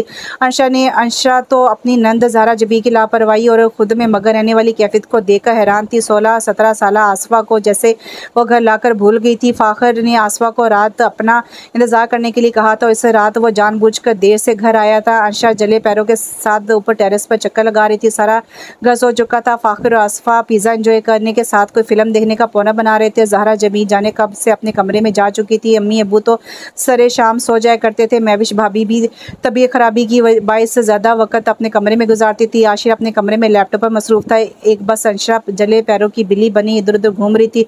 लाउंज के सोफे पर आसफा के साथ कंधे से कंधा जोड़े वो दोनों LED पर चैनल सर्फिंग कर रहे थे। अंशा को शदीद खतरे का एहसास हिला रहा था। एक मासूम बच्ची जो अपनी भाभी के भाई को अपने भाई जैसा समझती थी, इस दरिंदे का असर मालूम ही कब था, मगर अंशा को इस लड़की की हद से ज़्यादा लापरवाही खेल रही थी। इसके माँ बाप हैरानगी थी जो अपनी जवान होती बेटी को बहू के ससुराल भेजकर बेखबर थे। सबसे ज़्यादा आपा ज़हरा जबी पर गुस्सा आ रहा था, जिन्हें अपनी इतनी बड़ी जिम्मेदारी का एहसास तक नहीं था। सदके जाऊं अपने दीन के, जिसने मर्द और औरत के दरमियान हदूद कायम किए हैं, महरम और नामहरम रिश्तों का फ़र्क खुलकर बताया है। मगर अफसोस तो इस माशरे पर है जिसमें हम सांस ले रहे हैं, जो तरक्की और नामो नहार लिबरलिज़म की बुनियाद पर मखलूत निज़ाम को परवान चढ़ा रहा है, जहाँ बहुत सी बुराइयों के साथ इन रिलेशनशिप की बकवास को परवान चढ़ाया जा रहा है। इनमें पाकिस्तान ड्रामा इंडस्ट्री की टॉप रैंकिंग के अदाकारें हैं जो शादी से पहले हनीमून और सरे आम बोसो किनार करके बेहयाई को इस्लामी माशरे में परवान चढ़ा रही हैं, सोचे समझे बगैर कि इनकी करतूत पाकिस्तान की नौजवान नस्ल के लिए कौन सा रास्ता इस्तवार कर रहे हैं। बैरूनी ममालिक टूर्स और हदूद शरीयत को तार करती तस्वीरें धड़ल्ले से अपलोड की जाती है। इसलिए ये जमहूरी मुल्क है, कोई इस्लामी मुल्क नहीं जहाँ इस तरह सरेआम बेहयाई प्रमोट करने वालों के लिए कोई सज़ा और कानून मौजूद हो। आसवा जैसी बच्ची बच्ची अपने हदूद को से ना वाकिफ़ है। महरम और नामहरम का तस्वर इन्हें सिखाया ही नहीं गया। जैसे मैं खुद में थी। कभी चंद महीने पहले बेबाक और खुल्लम खुला अपनी पसंद नापसंद का इज़हार करने वाली इसने ही तो फ़ाखिर से कहा था कि आपको मैं नज़र नहीं आई थी, आप कितनी स्वीट सी कज़न। और फ़ाखिर एक मर्द का दिल रखता है, मर्द जो औरत की तरफ से एक ज़रा से इशारे का मुंतज़िर होता है। आशा की कनपटियाँ सुलग रही थी। एक शातिर मर्द एक मासूम चिड़िया सी लड़की को पिज़्ज़ा खिलाकर फिल्म दिखाकर अपने लिए रुझा रहा था, जाल फेंक रहा था। वो इस लड़की का मामू, चाचू या भाई नहीं था, वो इसके लिए एक नामहरम मर्द था। आशा के कदम जीने की तरफ बढ़ने लगे, मगर अचानक वो अपनी जगह थम गई। ताया अबू अपने कमरे से बाहर निकले थे। फ़ाखिर इनकी आवाज़ में कुछ था, वार्निंग थी या कुछ भी। अंशा को इनके लहजे की कपकपाहट में शिद्दत से कुछ अलग महसूस हुआ। फ़ाखिर सोफ़े से उठ खड़ा हुआ, मगर उठते ही इसे एलईडी ऑफ कर दी थी, जिस पर हीरो हीरोइन एक दूसरे के बेहद करीब बौसकनार में मशगूल थे। आसपा भी शर्मिंदा से उठ खड़ी हुई। एलईडी बंद होने से लॉन्च की तारीखें बढ़ गई। तुम अपनी हरकतों से बाज नहीं आओगे? तायबू की आवाज़ कांपी। फ़ाखिर तेज़ी से मंजर से गायब हुआ था, जीने चढ़कर अपने कमरे में जाने लगा। इसने ज़रा सा थमकर अंशा को हैरानी से 2 लम्हे देखा ज़रूर था, मगर वो रुका नहीं। अंशा तेज़ी से नीचे आई थी, इसने लाइट जला दी। अंशा, तुम भी यही हो? ताया अबू अंशा को वहाँ देखकर हैरान हुए। जी मैं अभी आई। ऊपर से वो नज़रें झुका गई और शर्म से तो ताया जान भी ज़मीन में गोया धंसी गए थे। इस रात अंशा ने चुप का एक बहुत बड़ा कफल ताया अबू के होंठों पर भी लगा देखा। बिल्कुल वैसा कफल जैसा इसने अपनी माँ के होंठों पर देखा था। आसफा, ताया अबू, फ़ाखिर सब अपने कमरों में चले गए। अंशा ने आईने के सामने खड़े होकर अपने होंठों को छूकर देखा, कहीं ये नादीदा कफल इसके अपने होंठों पर तो नहीं लग चुका। इसने आंखें फाड़ के हैरत से इस कफल को तलाशना चाहा। आशी ने जॉब के 1 साल बाद ही एक दरमियानी कास्ट की गाड़ी कल्टस खरीद ली थी, मगर फ़ाखिर और ताई अम्मी को यही पता था कि ये कार न्यूज़ चैनल वालों ने इसे दे रखी है। अब जब तक वो दुबई रहते इसका इरादा था कि कार अब्दुल करीम साहब को दे जाए। फ़ाखिर को सरप्राइज़ के नाम पर वो बता चुका था कि कार बैंक से निकलवाई थी, जिसकी अब एक साथ मुकम्मल हो चुकी है। फ़ाखिर इसका मुँह देखता रह गया। अब तक अंशा को इतनी समझ तो आ ही चुकी थी कि आशी हर काम के पीछे ताया जान का मशवरा होता है, वरना आशी इतनी आसानी के साथ ताई जान और फ़ाखिर के साथ गुजारा ना कर सकता। आशिर और अंशा अम्मा और अब्बा से मिलने इनके यहाँ गए थे। वो अक्सर शाम में इनके यहाँ चक्कर लगा लिया करते थे, मगर अब काफ़ी रोज़ गुजर गए थे। इन्हें तैयारियों से फुर्सत मिली तो सोचा कुछ वक्त अम्मा अब्बा के साथ गुजार ले। आशिर खाने के बाद अब्बा को चहलकदमी के लिए ले गया। अम्मा को जैसे ही अंशा के साथ तन्हाई मिल गई, उन्होंने अपने हाथ इसके सामने जोड़ दिए। मुझे माफ़ कर दे अंशा, मैं तेरे हक़ के लिए खड़ी नहीं हो सकी। अंशा ने इनके बंदे हाथ देखे तो नज़रों से दर्द-ज़दा नज़रों से इन्हें देखने लगी। इसके साथ इसके सीधे हाथ की शहादत वाली उंगली ने इनके होंठों को छूते हुए इनके हाथ नीचे गिरा दी, जैसे कुछ देख रही हों। शायद वही कफल।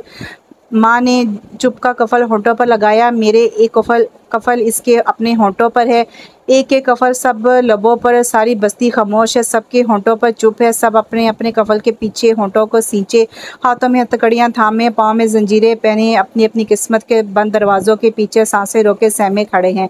माँ ने हैरान होकर से देखा। इन्हें अंशरा से खौफ सा आया। बज़ाहिर मजबूत शख्सियत अंदर से कितनी कमज़ोर टूटी हुई दिखाई दे रही थी। वो इसे एक बार गले लगाना चाहती थी, मगर अंशा ने इन्हें कभी इसकी इजाज़त नहीं दी थी। आपके होंठों पर रस्म रवाज, रीत और रवायत का एक बड़ा सा कफल लगा है, मैं इससे बस छूकर देखना चाहती थी। ऐसा ही एक कफल मैंने ताया जान के होंठों पर भी देखा है। हम सब अपने अपने होंठों पर कफल लगाए खामोश तमाशे बने बैठे हैं, मगर आपसे वादा करती हूँ, अल्लाह ने मुझे बेटी दी तो मैं अपने होंठों पर कफल नहीं लगाऊंगी, बल्कि मेरी चीख दुनिया के हर शैतान के कानों के पर्दे फाड़ देगी। मैं खामोश नहीं रहूँगी। ख़ानदान, रिश्तों और मजबूरी की कोई जंजीर मेरे अल्फाज को कैद नहीं कर सकेगी। वो माँ को ऐसे ही ज़मीर की अदालत में जुरा जलाती छोड़कर वापस आ गई थी। इसका दिल इनके लिए पत्थर का हो चुका था। माँ तो ढाल होती है, अपनी औलाद के लिए शेरनी होती, मगर वो इसे बेबस नजर आई। इसे उन्होंने हमेशा खामोश रहने के लिए कहा। इनके लिए इसके पास कुछ नहीं था, माफ़ी भी नहीं थी।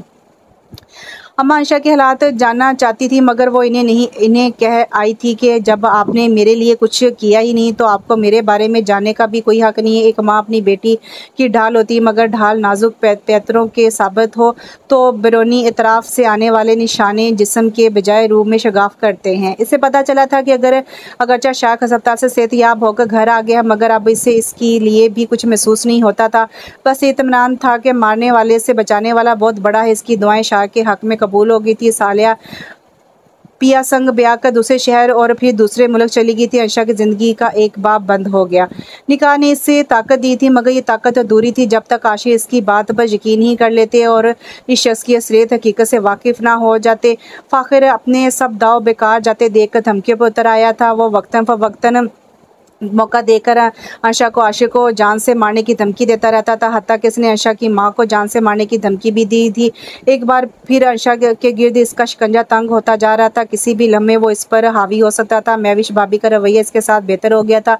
वो इसको गैर महसूस अंदाज में प्रोटेक्शन देने लगी थी। अंशा को गैर महसूस अंदाज में भाभी की सूरत एक शटल मिल गई थी, मगर फिर वो इन सब झंझटों से जान बचाकर आशिर के संग दुबई रवाना होगी। अंशा की ज़िंदगी के ये साल और इनमें हासिल करदा सुकून किसी बड़े तूफ़ान से पहले की खामोशी जैसे थे। 5 साल अंशा ने जैसे खुलकर ज़िंदगी जी थी। आशिर जैसे मेहरबान और कदरदान शोहर बहुत कम लोगों को नसीब होते हैं। तुम्हारे जैसे इंसान बतौर जीवन साथी पाने के लिए इंसान को ज़िंदगी में बहुत सी नेकियां करनी पड़ती होंगी, मगर मुझे तो तुम किसी नेकी के बगैर मिल गए हो। वो अक्सर मजाक में हाले दिल बता देती, मगर तुम्हें पाने के लिए मुझे बहुत सी नेकियां करना पड़ी थी। अंशा शर्म से सुर्ख हो जाती। 5 साल आंख झपकते गुजरे थे। आशिक को वापस लाहौर ट्रांसफ़र कर दिया गया था। इन्हें वापस आना पड़ा। इनके साथ गपलू सा माज भी था। थोड़ा थोड़ा सब ही बदल गए थे। फ़ाखर का दिलचस्पी का मूड कई एतराब में घूम रहा था। अंशा को अब वो कोई दूसरा ही फ़ाखर लगता। दश्त मिजाज और अखड़ा, गुरूर और तकब्बुर से भरी हुई आंखें और रगौनियत से तना हुआ सर और दूसरों को तस्दीक करते हुए तासुरात। 6 साल हो गए थे इसकी शादी को। इसकी 2 बेटियां थी। महविश से नाला नज़र आती। ताई जान और ताया जान भी फ़ाखर से मरगूब से रहते। अलबत्ता ताई जान की महविश की तरफ की जाने वाली इनायतें अब तनफ़्फ़ुर में बदल गई थी। महविश और फ़ाखर के माबैन नामहसूस सी सदमेहरी महसूस होती थी। वो अक्सर हफ्ते के आखिरी दिनों में अपने नामालूम दोस्तों के साथ शिकार पर जाया करता था। अक्सर इसके दोस्त नेक्सी में ठहरने के लिए आते। ऐसे में ताया जान के चेहरे पर तकफ़्फ़ुर की लकीरें गहरी हो जाती। महविश भाभी इसकी हद दर्जा मसरूफिया से चिढ़ने लगती। ताई जान अपने हाल में मस्त थी। इनको ब्लड प्रेशर शुगर की फ़िक्र लगी रहा करती और वो बस इसको कंट्रोल करने की जतन किया करती। अंशा के बाबा मज़ीद कमज़ोर हो गए थे, जबकि अम्मा की आंखें पहले से कमज़ोर हो गई थी। इनकी नज़र का नंबर बढ़ गया था। दुनिया भर की तरह पाकिस्तान के हालात भी ख़राब हो चुके थे। डार्क वेब की कार्रवाइयाँ बढ़ती जा रही थी। एक ज़माने में जिस तरह अंडरवर्ल्ड का राज था, इस तरह आज डार्क वेब का ज़माना था। जिनसी कारोबार का रूज हासिल हो रहा था। छोटे छोटे मासूम बच्चों को अगवा करके ज़्यादती के बाद कत्ल कर दिए जाने का रुझान बढ़ता जा रहा था। इसके अज़ा को काट कर फेंका जा रहा था। जुल्म की ऐसी भयानक तस्वीर देखकर हर बार शोर शहरी की तरह अंशा का दिल भी महसूस कर रह जाती। जुल्मत की दास्तानों से भरी ऐसी खबरें सुनती तो उसकी रूह काम जाती। ये कैसा ज़माना आ गया। पहले नौजवान लड़कियों की इज्जत और जान को ख़तरा था, मगर अब छोटे छोटे 4-4 और 5-5 साल के बच्चियों को भी बख्शा नहीं जा रहा। दरिंदों की दरिंदगी रोज़ अफजा बढ़ती जा रही है। लाउंज के सोफे पर टेके लगाए सोचों में गुम थी। टीवी की आवाज़ ने इसने म्यूट कर रखी थी। सर को मसलते वह जाने कब थोड़ी सी गाफिल हुई। लॉन में किसी बच्चे की गेंद गिरी। वो उठ बैठी। इधर उधर देखा। इसके करीब मांस खेल रहा था। वो अब वहाँ नहीं था। वो सरसमा से उठ बैठी थी। इधर उधर मांस को ढूंढने लगी। ज़हन पर कुछ देर पहले सुनी खबरों का असर था, जिसने अंशा के वजूद पर वहशत तारी कर दी। वो तेज़ी से उठकर लॉन की तरफ भागी। मांस कहीं भी नहीं था। मछलियों का छोटा सा कुदरती तालाब क्रॉस करते इसने तालाब के अंदर भी देख डाला। चारों तरफ खौफजदा सी दिखती हुई वो अलग थलग सी बनी अनेक्सी के पास पहुँच के बरामदे के चौड़े जीने तय करती हुई अनेक्सी के दरवाजे तक जा पहुँची। इससे आगे अनेक्सी का ऊँचा दरवाज़ा बंधा हुआ था। इसने दरवाजे को धकेला तो खुलता चला गया। सामने ही कारपेट पर मांस बैठा खेल रहा था। इसके इर्द गिर्द खिलौने धरे थे जो कि इसके नहीं थे। सामने काउच पर बैठा फ़ाखिर मुंह में सिगरेट दबाए बैठा था।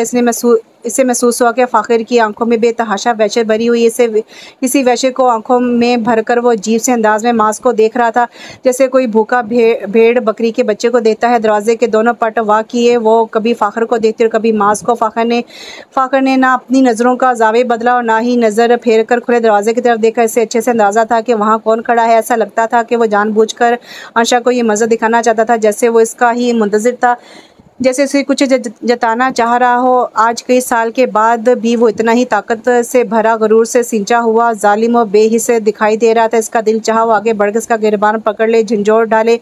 इसका खूबसूरत मगर चेहरा, मकरू चेहरा, मगर अपने नाखून से इससे छील डाले। चंद साकिल हमें इसके करीब से सिरक गए। बेबसी के 2 आंसू उसके गालों पर लड़कर दुपट्टे की पनाहों में खो गए। इसने आगे बढ़कर मास्क को उठाकर गले से लगाया। फाखिर ने सिगरेट साइड टेबल पर रखकर एशट्रे में मसला और कदम कदम चलता उसके दूबदू खड़ा हो गया। डर गई। 2 कदम पीछे हटी। बात जब अपनी थी तो डरती थी, मगर अब बात मेरी औलाद की है, अब डरूंगी नहीं, डराऊंगी। ओह इतना गुस्सा, मैं तो डर गया सच में। दोनों हाथ फिजा में बुलंद करके वो पीछे हटा, साथ ही तन से भरपूर कहका लगाया। अंशा ने आंखों में शोले भर कर इसे देखा।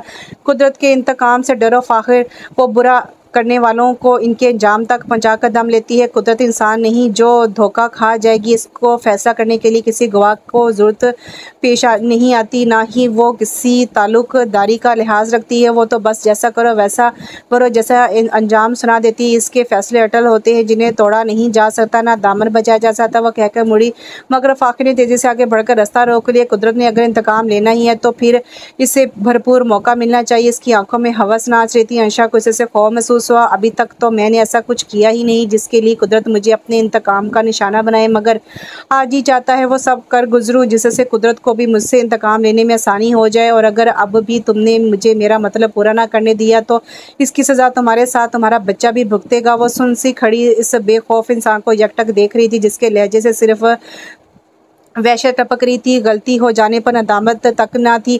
इसके लबो लहजे में पछतावे का शुबा तक नहीं था। इसने रास्ता तलाश करके इसके एक तरफ से निकलना चाहा। इसी कश्मकश में माज ने गला फाड़कर रोना शुरू कर दिया। फाखिर ने अंशा के शानों को थाम लिया था। इसी वक्त आशिर तेजी से दरवाजे से अंदर दाखिल हुआ। आशिर को देखकर वो पीछे हटा। माज, अंशा, तुम लोग यहाँ हो, मैं सारे घर में तुम्हें तलाश कर रहा हूँ। आशिर को देखकर फाखिर गड़बड़ा गया। वो तेजी से पीछे हटा और चेहरे पर दुनिया जहाँ की मासूमियत तारी कर ली। अंशा का चेहरा फरते जज्बात से तमतमा रहा था। इसे उम्मीद हो चली थी कि आशिर ने फाखिर की कोई ना कोई बात सुन ली होगी, मगर इससे पहले कि आशिर या अंशा कुछ बोलते, फाखिर ने आशिर को हंसते हुए मुखातिब करके कहा, तुम्हारी बीवी तो बहुत फहमी है भाई। मैं तो मास को लॉन में अकेला देकर अपने साथ खेलने के लिए ले आया था, मगर अंशा तो यूं गुस्सा करी जैसे इसे मेरा मास को हाथ लगाने पर भी इतराज़ हो। नहीं फाखिर भाई, माज आपका खून है। मैं और अंशा क्या कोई भी आपको इसके साथ खेलने से मना नहीं कर सकता। आशिर अंशा के चेहरे पर छाई बेचैनी को मुकम्मल तौर पर नज़रअंदाज कर रहा था, जो दुनिया की तमाम तर बेयकीनी आंखों में समय से देख रही थी। अंशा को नहीं पसंद तो मैं आइंदा कभी मास को हाथ नहीं लगाऊंगा, इसकी तरफ देखूंगा भी नहीं। फाखिर झूठ मूठ का उदास चेहरा बनाकर बाहर की तरफ निकल गया। आशिर ने मास को अपनी गोद में भरकर तासुब भरी नज़रों से अंशा को देखा और नेक्से से बाहर निकल गया। इसका रुख अपने कमरे की सिमत था। अंशा भी इसी तेज़ी से इसके पीछे आई थी। आपने फाखिर भाई को किस हक से इजाज़त दी मास को कहीं भी ले जाने की? वो आशिर के सामने खड़ी सरापा एहतजाज थी। फाखिर भाई हमारा खून है, तुम्हें इनसे ऐसी बात नहीं करनी चाहिए थी। अंशरा वो रिश्ते में मास के ताया जान है। ताया का रिश्ता बाप के बराबर होता है। मैं किस बुनियाद पर इन्हें इनके हक से महरूम रख सकता हूँ? आशिर को सिरे से अंशा का मौक़िफ़ ही समझ नहीं आ रहा था। मुझे इस शख्स से खौफ महसूस होता है, इसके प्यार के वहशीपन से घिन आती है। आज वो अंशा नहीं थी जो फाखिर को हर हरकत पर खामोशी का कफल होंठों पर लगा लेती थी। प्यार करना तो सबके सामने करी, इस तरह अकेले कमरे में बंद दरवाज़ा बंद करके प्यार करने का कौन सा तरीका है? आशिर वो चुपके से मास को एनेक्सी में ले गए। मुझे बताए बगैर मास मिल नहीं रहा था। पूरे घर में पागलों की तरह से तलाश कर रही थी। सोचो मेरी क्या हालत होगी। अंशा के साथ सूख खड़ी थी, लहजा टूट रहा था। उफ अंशा, तुम भी ना हद करती हो, तुम्हें कोई बहुत शदीद गलत फहमी हुई है। फाखिर भाई ऐसे नहीं है, हर वक्त टीवी पर चलने वाली मनफी खबरों का असर तुम्हारे दिमाग पर हो गया है। आशिर मास को बिस्तर पर लटा कर कमरे से चला गया, मगर एक सोच इसके दिमाग में बैठ गई थी कि वो आशिर को इस बात का किस तरह यकीन दिलाए कि इसके भाई की नीयत में खोट है। वो फुट फुट कर रोने लगी। इस महाज पर वो जितनी तनहा पहले रोज थी, आज इतनी तनहा आज भी थी। आशिर ने अपनी तरफ से अंशा को मुतमिन कर दिया था, मगर रात सोने के लिए लेटा तो इसके दिमाग में इस वाक़े के मनाज़िर का स्लाइड शो चलने लगा। सीन के वो हिस्से भी जो इस वक्त इसके तख्ते लाशोर में चले गए थे। आशिर के नेक्सी में दाखिल होते ही फाखिर के हाथ अंशा के शानों पर आखिरी मज़े से उलझा गया। वो इस पर झुका कुछ कह रहा था जिसे आशिर माज के रोने की आवाज़ में सुन ना सका था। अलबत्ता वो अब भी इस सारी बात को शदीद गलतफहमी का शिकार समझ रहा था। साले अपनी शादी के बाद पहली बार से मिलने आई थी। इसने फाखिर के बारे में कुछ ऐसे इंकशाफात किए कि अंशा के रूह कंडे खड़े हो गए। फाखिर ने बचपन में साले के साथ कई बार नाजेबा हरकतें की जिसे वो अपने बड़ों के साथ शेयर ना कर सकी, मगर शौर संभालते ही इसकी ख्वाहिश और इंतकामी सोच थी कि वो फाखिर से ही शादी करेगी। इसलिए इसने फाखिर के साथ अपनी ज़िंदगी अपनी पसंदगी की बात जानबूझकर फैलाई ताकि घर के बड़े इस रिश्ते को खुद ही तय कर दे। दूसरी तरफ आखिर कैसे इस बात के लिए तैयार हो जाता, वो एक लड़की जो इसके सारे करतूतों से वाकिफ़ थी, वो इसके साथ शादी कर लेता और सारी उम्र इसकी नज़रों में गिर कर रहता। इसका मकसद कभी भी साले के साथ शादी नहीं रहा था, वो सिर्फ़ और सिर्फ हवस का पुजारी था। फैश हरकतें इसका महबूब मशगला थी, इसलिए इसने एक ऐसी लड़की के साथ शादी का बंधन बांधा जो उसके ख़ानदान की नहीं थी, इसकी हरकतों से ना वाकिफ़ थी, ताकि इसकी झूठी इज़्ज़त और आन पर कोई हर्फ ना आए। सालिया ने एक रोज़ फ़ाखिर की हरकतों से तंग आकर इसकी शिकायत अपने खालू यानी आयशा के ताए से कर दी और वो फ़ाखिर पर भड़क उठे, मगर फ़ाखिर की अम्मी यानी सालिया की सगी खाला ने उल्टा अपने बेटे का साथ देकर इन्हें चुप करा दिया। हो करीम साहब, क्या हो गया है आपको? क्यों जवान बेटे के मुँह को आ रही हैं? नौजवानी में कौन ये सब नहीं करता? फिर ये लड़कियाँ पहले हंस कर अदाएँ दिखाकर लड़कों को अपने पीछे लगाती हैं, फिर बड़ों को अपने मामलात में घसीट लेती हैं। ताए जान का शुमार भी पाकिस्तान के इन 99% औरतों में होता था जो अपने बच्चों की हरकतों पर पर्दा डालना अपना फ़र्ज समझती हैं, मगर इन्हें समझाना और इनको सही रास्ता दिखाना भूल जाती हैं। सालिया हर तरफ से नाकाम होकर चुप हो रही, मगर इसके बाद इसने फ़ाखिर से डरना छोड़ दिया। उल्टा जब मौका मिलता वो इसे बेइज्जत करती। फ़ाखिर की वजह से इसने कई साल डिप्रेशन में गुजारे थे, इसी वजह से वो अपनी प्रैक्टिकल लाइफ बहुत देर से शुरू कर सकी, मगर अब वो अपने घर खुश थी। इसकी ज़ात का तमाद ही था।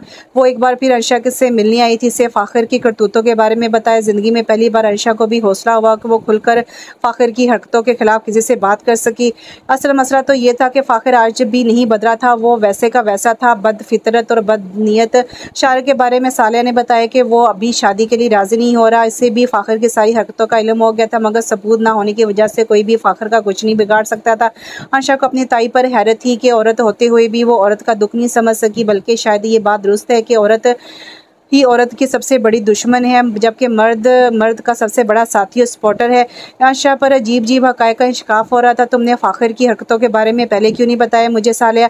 कम से कम मुझे और ख़ानदान की दूसरी लड़कियों को होशियार कर देती, ताकि कोई और फ़ाखिर की बदनीयत का शिकार ना बनता।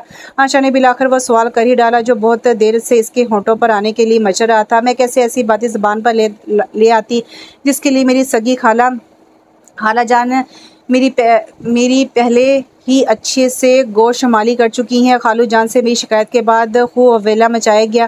फ़ाखिर की बेगुनाही साबित करने के लिए उन्होंने मेरे किरदार की धज्जियाँ बखेर दी। मेरी अम्मी जान इस सूरत-ए-हाल में मुझ पर ही बरस पड़ी और अपनी जान की कसम देकर मैं कसम दी कि मैं चुप का कफल होंठों पर लगा लूँगी और फ़ाखिर के बारे में भी एक बात भी मुँह से ना निकालूंगी। आज अम्मी जान इस दुनिया से रुखसत हो चुकी है, मेरी खामोश रहने का जवाज़ ख़त्म हो गया है।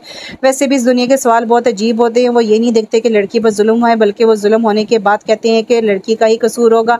इसने लड़के को मौका ही क्यों दिया? इसके माँ बाप कहाँ थे? जुल्म करने वाले के साथ पूरी दुनिया खड़ी हो जाती है, मगर सितम रज़ा के साथ कोई खड़ा नहीं होता। आयशा चुप सी होकर रहेगी। इससे बढ़कर कौन इस माशरे का असल चेहरा जानता था? एक रोज़ पहले महविश भाभी अपनी अम्मी के यहाँ गई थी। आशिक को भी शहर से बाहर से जाना था। ताया और ताई इसकी अम्मी बाबा के यहाँ गए हुए थे। माज इनके साथ चला गया था। फ़ाखिर दोस्तों के साथ गाँव गया हुआ था। रावी चैन ही चैन लिखता था। आयशा ने शावर करके बालों को पुश्त पर खुला छोड़ दिया। हल्के फुल्के मेकअप के बाद वो और भी फ्रेश लग रही थी। आशिक के साथ स्काइप पर बातें करते करते काफ़ी देर गुजर गई थी। और कितनी देर लगेगी आपको घर पहुंचते हुए? आयशा ने पूछा। तुम कहो तो अभी आ जाओ। आयशा को पता था कि अगर इसने कह दिया कि अभी आ जाए तो सारे काम काज छोड़कर वापस भागा आएगा। आशिक का बस नहीं चल रहा था कि वो उड़कर किसी तरह इसके पास पहुँचे। जितनी तुम बन सवर कर बैठी हो ना, मेरा दिल चाहता है कि अभी उड़कर तुम्हारे पास पहुँच जाओ। क्यों, क्या आज ज़्यादा प्यारी लग रही हूँ आपको? वो खफीफ सी हंसी हंस दी। बस इतनी कि जी चाह रहा है कि तुम्हें दिल में छुपा लूँ। आशिर औरत को मर्द की मोहब्बत और तवज्जो से ज़्यादा इसके तमाद की ज़रूरत होती है। आयशा खुद को शिकवा करने से रोक नहीं सकी थी। यार, मेरा हर तरह का तमाद तुम्हें हासिल है। आशिर मोहब्बत से कहा। जिनको तमाद होता है वो यकीन करते हैं। फ़ाखिर भाई के मुकाबले में आपने कभी मेरे कहे पर यकीन नहीं किया। वो खफा होती हुई सीधी दिल में उतरी थी। वो मेरे भाई हैं आयशा, वो इतना ही कह सका। न जाने क्यों यहाँ आकर वो बेबस हो जाता था। जिस तरह तुम्हारी बात पर यकीन करना मेरा फ़र्ज़ है, इसी तरह इनकी इज़्ज़त करना भी ज़रूरी है। मैं कुदरत के फ़ैसले का मुंतज़िर हूँ। बस वो एक दिन सारी हकीकत मेरे सामने खोल दे। इसने दिल में दुआ की और वो लम्हा शायद कबूलियत का लम्हा था। आशिर काफ़ी देर पहले अपने शहर पहुँच चुका था, मगर आयशा को सरप्राइज़ देने के चक्कर में इसने खामोशी इख्तियार की हुई थी। आयशा को यही इल्म था कि वो फैसलाबाद में है, जबकि इसे फैसलाबाद से आए हुए 2 घंटे गुजर गए थे। रास्ते में अपने ऑफिस से रुका हुआ था और अब अर्शा से कॉल पर बात कर रहा था। इस वक्त आशिर को अर्शा के पास कुछ खटका सुनाई दिया। कौन है वहाँ? अर्शा हैरान नज़रों से सामने देख रही थी मगर आशिर नहीं देख सकता था। अर्शा का चेहरा एकदम पीला पड़ा था। वो घर पर अकेली थी और सामने फ़ाखिर खड़ा था। वो अचानक से घर वापस आ गया था। मम्मा और डैडी कहाँ हैं? अर्शा ने टैबलेट मेज़ पर पड़े फ्लावर्स के साथ सीधा रख दिया था, जहां से आशिर को लाउंज का सोफ़ा और इस पर बैठी अर्शा दिखाई दे रही थी। इसे फ़ाखिर की आवाज़ सुनाई दी। वो अम्मा और बाबा की तरफ गए हैं। अर्शा को अपनी आवाज़ दूर से आती सुनाई दी। आशिर ने अपनी जगह पहलू बदला। ओ, इसका मतलब है मैं तो बहुत वक्त से घर आ गया। आशिर से तो सुबह ही बात हुई थी। वो शहर से बाहर गया हुआ है। महविश और बच्चियाँ भी घर पे नहीं है। इसका मतलब तुम और मैं दोनों इस छत के नीचे अकेले हैं। वो कहकर मारकर हंसा। अर्शा के चेहरे पर नफरत कोई नहीं बात नहीं थी मगर आशिर के सर पर बम फटा था। इसकी समाते फ़ाखिर की आवाज़ पर लगी थी। वो किस लहजे में अर्शा से बात कर रहा था? ओ, इसका मतलब है मैं तो बहुत वक्त से घर आ गया। आशिर तो सुबह से ही बात कर रहा था। फिर फ़ाखिर अर्शा के करीब नमूदार हुआ। अर्शा की मिन्नतों की आवाज़ें सुनाई दे रही थी मगर फ़ाखिर दूर जाने के लिए करीब नहीं आया था। इसने अर्शा को शानों से थाम लिया था और इस सोफ़े पर ज़बरदस्ती दिखा दिया। अर्शा, तुमने मुझे कई साल सताया, मेरे हाथ नहीं आई, याद है ना? पहली बार अम्मा का चांदी का थाल लेने जब स्टोर रूम में तुम्हें पहली बार छुआ था। आशिर को स्टोर रूम की बंद और फिर जलती रोशनी याद आई। इसने थरथरी कामती अर्शा को सोफ़े पर दिक्का देकर लटाया था और अब घुटने सोफ़े पर रख रहा था। तड़पती हुई अर्शा का हाथ लगा था या क्या हुआ था मगर स्काइप ऑफ हो गया था। आशिर चला रहा था। फ़ाखिर भाई, अर्शा को छोड़ दे। इसने वीडियो बंद होते ही गाड़ी की रफ्तार बढ़ा दी थी। आधे घंटे का सफ़र अभी भी बाकी था। इसका बस नहीं चल रहा था कि वो मिनटों में कैसे अर्शा के पास पहुँचे। इसका चेहरा धुआं हो रहा था। इसके जज्बात किसी तूफ़ान की जद में थे। फ़ाखिर के अल्फाज इसकी इस्मातों में गूंज रहे थे। क्यों यकीन नहीं किया मैंने अर्शा, तुम्हारी बातों का क्यों यकीन नहीं किया? वो पछता रहा था मगर अब शायद पछतावे ही इसके मुकद्दर में थे। फ़ाखिर भाई नकब जन थे जबकि वो इन्हें अपना भाई समझता रहा। बस इतनी सी देर में सारा घर वहाँ जमा था। महविश, भाभी, बच्चियाँ, अम्मा, बाबा, ताया ताई के साथ साथ फ्रिया और शाग भी। सबके मुंह खुले हुए थे। ये क्या हो रहा है? सब फ़ाखिर को दरज़दा नज़रों से देख रहे थे। ताई अम्मी सोफ़े पर ढह गई। अम्मी, मैं नहीं, ये लड़की अर्शा ने मुझे घर अकेले देखकर बुलाया था। ये मुझ पर अक्सर डोरे डालती है। अब मैं इससे पूछ लें। वो उल्टा अपनी हर हरकत का जिम्मेदार अर्शा को ठहरा रहा था। हसाबे मामूल किसी अपने ही जैसे नकब जन की तरह पर्दे डाल रहा था। ताई अम्मी के चेहरे पर छाया गम कम नहीं हुआ था। अब सालिया के बोलने की बारी थी। वो जो बोली तो सब तरफ खामोशी छा गई। फ़ाखिर भाई, इस बार आपका ये दाव नहीं चलेगा। बहुत साल पहले आपका हर दाव लाजवाब था मगर आज हर चीज़ प्लांटेड थी। आपकी सोच से भी ऊपर की गेम रही है। इस बार इस कमरे की हर चीज़, हर बात, आपकी हर हरकत बराह रास्त CC40 के ज़रिए इस घर के हर कमरे में दिखाई जा रही थी। महविश भाभी को भी आज 2 घंटे पहले बुलवा लिया गया था। आपको इत्तला भी खुद हमारे कहने पर ही दिलाई गई थी। आपको ये तासुर देने के लिए कि अर्शा घर पर अकेली है ताकि आपका असल चेहरा खुलकर लोगों के सामने आ जाए। शारक भाई, खालू जान, खाला जान, अर्शा की अम्मी, अबू, हत्ता के आशिर ने आपको अर्शा पर दस्तदारी करते हुए खुद अपनी आंखों से देखा है। वहाँ मौजूद हर शख्स की आंखों में सवाल थे। नफरत और गुस्से से शोले भड़क रहे थे। ख़ानदान का होनहार और काबिल नौजवान इस वक्त रसवाई के गड्ढे में गिर गया था। वो अपनी हमायत के लिए अपनी माँ की तरफ देख रहा था मगर सर झुकाए नदामत के भारी बोझ तले अपने वजूद समेत दबी जा रही थी। इस वक्त बरनी तरफ से दौड़ते कदमों की आवाज़ सुनाई दी। आशिर अंधाधुंध भागता हुआ लॉन्च में दाखिल हुआ। इसे सब लोगों की मौजूदगी की किसी गैर मामूलीपन का एहसास दिला रही थी। इसने सब लोगों के दरमियान गुलाबी लबास तलाश किया। वो सामने ही बैठी थी, इससे ही देख रही थी। वो ठीक लगती थी। आशिर इसके करीब घुटनों के बल बैठ के इसके हाथ थाम लिए। तुम ठीक हो? इसकी आंखों में झांक कर पूछ रहा था। अर्शा ने इस बात में सर हिलाया। कुछ लम्हे वो इसके हाथ थामे झुके सर के साथ वहीं साकत बैठा रहा जैसे इसका दिल अपने रब के हुजूर शुक्रगुजारी के तख्ते पर सजूद हो। ये मौज़ा था। इसने दुआ की थी कि मौज़े हो जाएं। इसकी अर्शा इसके दरिंदे की दस्तरस से बच जाए। वो नहीं जानता था कि ये मौज़ा इसे कबल कई बार इसकी ज़िंदगी में पेश आ चुका था। वो दुआ भी पूरी हुई मेरी जो कभी मांगी ही नहीं थी। वो सुर्ख तने हुए चेहरे के साथ वापस पलटा। जिंदगी में पहली बार इसका हाथ फाखिर के गिरेबान पर था। तुम इतने घटिया गिरे हुए इंसान साबित हो गए, मैंने कभी सोचा भी नहीं था। फाखिर आशिर का घोंसा फाखिर के होंठ पर पड़ा था, जिससे खून रसने लगा था। ताया, अबू, चाचा, शाख साहब आगे बढ़े। छोड़ दो इससे आशिर, ये अकेला कसूरवार नहीं है, बल्कि इसके साथ इस घर का हर वो फर्द कसूरवार है जो इसके असल चेहरे से वाकिफ था, मगर फिर भी खामोश था। सब मिलकर इसका जुर्म छुपाते रहे, पर्दे डालते रहे। ये नहीं सोचा कि ये शख्स शैतान है, आग है जो किसी का भी दामन जला सकता है। इस घर के बुजुर्गों को देखो, इनके होंठों पर तुम्हें इतने बड़े बड़े नादीदा कफल नजर आएंगे। ताई जान जिन्होंने अपने बेटे को खुलकर इसकी मुखालफत नहीं की। मेरी माँ, जिसने ख़ानदान में अपनी झूठी आन बान को कुर्बान करना गवारा नहीं समझा। महविश भाभी, जिन्होंने फ़ाखिर को मेरे साथ दस्तदारी करते देख लिया था मगर अपना घर बचाने की खातिर आवाज़ बंद रखी। साले, जिसने अपनी जैसी लड़कियों को इस दरिंदे की ज़िंदगी से खबरदार नहीं किया। आशिर, तुम, जिसने अपनी बीवी की बात नहीं सुनी, ये भी नहीं सोचा कि एक औरत इतनी बड़ी बात कैसे कह सकती है। और खुद मैं, जिस इसके चेहरे पर इस वक्त थप्पड़ मारना चाहिए था जब इसने पहली बार मुझे अपने नापाक हाथों से छुआ था, मगर मैं अपने बाप की ज़िंदगी की खातिर इस शख्स के हाथों ब्लैकमेल होती रही। कसूर शायद हमारी नामो निहार शर्म, झूठी माशरती इक़दार और खोखली रवायत का है, जो हमें कभी इतनी जुर्रत नहीं दिलाती कि हम हक और सच के लिए आवाज़ बुलंद कर सके। हम बड़े बड़े घरों के लोग अपने घर का गंद खूबसूरत कलीनों के नीचे छुपा रखते हैं, मगर इससे घर से बाहर निकाल कर दुनिया को दिखाने से डरते हैं। हम आईने में अपना मकरू चेहरा देखने की हिम्मत नहीं रखते, और ना जाने कितनी मासूम लड़कियां घरों के बुलंद और ऊंची दीवारों के पीछे इस हरासमेंट का शिकार हुआ करती हैं, मगर अपना दर्द बता नहीं सकती, क्योंकि कहीं ना कहीं हमारे बड़ों ने इन्हें माशरे और दुनिया से डरा कर रखा होता है। इसलिए हम में से हर ऐसा शख्स फ़ाखिर का शरीक जुर्म है, जिसने इसके जुर्म की ना सिर्फ पर्दापोशी की, बल्कि इसके गुनाहों को मामूली खता समझ कर इसे नज़रअंदाज करके इसके जुर्म इसका साथ भी दिया। फ़ाखिर शर्मिंदगी के दलदल में धंसता चला जा रहा था। वहाँ मौजूद हर शख्स अपने ज़मीर की अदालत में खड़ा था। फ़ाखिर से वहाँ खड़ा होना 2 बार हो गया था।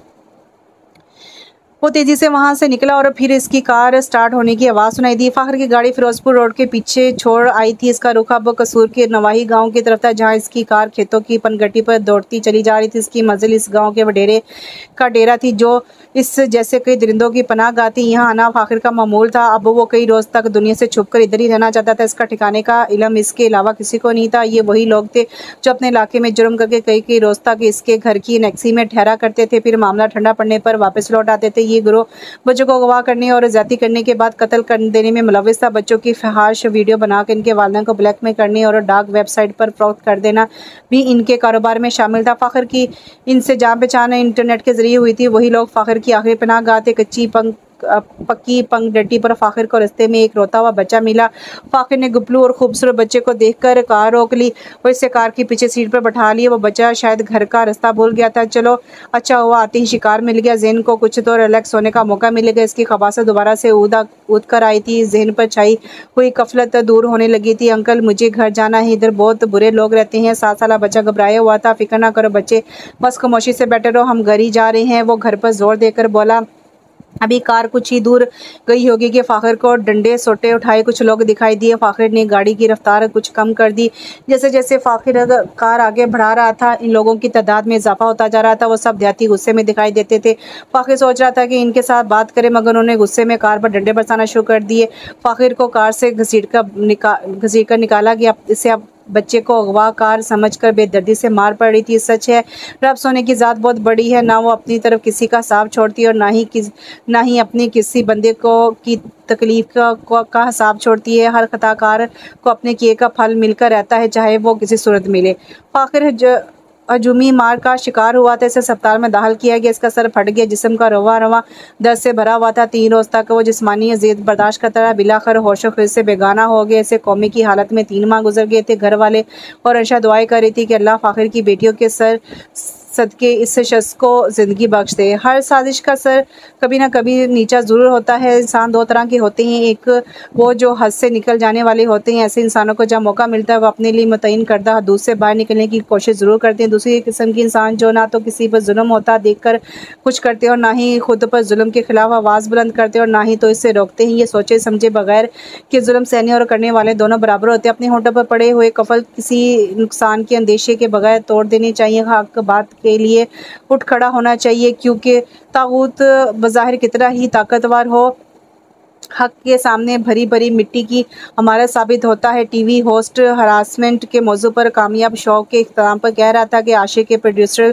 करदा शो की रेटिंग सब पुराने रिकॉर्ड तोड़ रही थी। आज का इसका शो डार्क वेब के लिए काम करने वालों के इंटरव्यूज़ पर मुश्तमिल था। चंद टकों के एवज लोगों के बच्चे अगवा करके इनसे ज्यादती को डार्क वेब पर लाइव दिखाने वाला बहुत बड़ा गिरोह पकड़ा गया था। इनमें से एक शख्स ने फ़ाखर रहीम का नाम लिया तो आशिक का सर शर्म से झुक गया। एलईडी के सामने बर्जमान तमाम खानदान के साथ बैठी कमज़ोर सी ताई जान फ़ाखर का नाम सुनकर शर्म से पानी पानी होगी। आज आशिरी ने आसमानों की बुलंदियों पर और फ़ाखर ज़िल्लत की गहराई में गिरा हुआ महसूस हुआ। शास्ता बेगम सोच रही थी कि काश उन्होंने इतनी बुज़दिली का मुज़ाहरा ना किया होता तो आज वो अपनी ही नज़र में इतनी शर्मिंदा ना होती। इधर आशिक सोच रहा था कि घरों की चार दीवारी में मामूली हरासमेंट से शुरू होने वाली मकरू ख़ताएँ अपनी अरूज पर पहुँचकर किस कदर बड़े गुनाह में बदल जाती हैं। आशिक इन लोगों को देखकर सोच रहा था कि इनके जिस्म में ही नहीं गुनाह की बारिश में इन सब की रूहें भी पुरगंदा हो चुकी हैं। अंशरा मुतमिन सी और मसरूर सी अपने दूसरे बच्चे की आमद का इंतज़ार कर रही थी। इसकी दुआ थी कि अल्लाह इस बार इसे अपनी रहमत से नवाजे। इसे अपनी बेटी की पैदाइश से डर नहीं लगता था। वो दुनिया को ऐसी माँ बनकर दिखाना चाहती थी जो अपनी औलाद बलखुसूस बेटी की हिफाजत करना जानती है। वो आज के दौर की माँ थी जो कफन लगाना नहीं बल्कि तोड़ना जानती थी। तो यहाँ पर ये नावल ख़त्म हुआ। नावल बहुत अच्छा था। इसमें नावल में थोड़ा सा मैं अटकी थी, कुछ वर्ड्स मेरे मुँह से ठीक से अदा नहीं हुए थे। यकीनन आपको महसूस हो गया होगा और मैं यही कहूँगी कि इस नावल को आवाज़ बंद करके आप पढ़िएगा ज़रूर। बहुत अच्छा पैगाम दिया, बहुत अच्छी इसमें दुनिया की रियलिटी को बयान किया गया था। इसमें कोई भी ऐसी हरासमेंट हो तो अल्लाह पर यकीन करे कि ज़रूर आवाज़ उठानी चाहिए, बल्कि आवाज़ क्या उठानी चाहिए, जो हरास कर रहा है उसके मुंह पर ही उसका जवाब देना चाहिए ताकि उसके अंदर दोबारा हिम्मत ही ना पैदा हो को हरास करने की। क्योंकि लोग औरत को मजबूर और कमज़ोर समझते हैं, लेकिन इज़्ज़त से बढ़कर कोई चीज़ नहीं होती। उम्मीद करती हूँ आपको ये नावल पसंद आएगा। इंशाल्लाह अगले नावल के साथ बहुत जल्द हाज़िर होती हूँ। तब तक के लिए दुआ में याद रखिए। अल्लाह हाफ़िज़।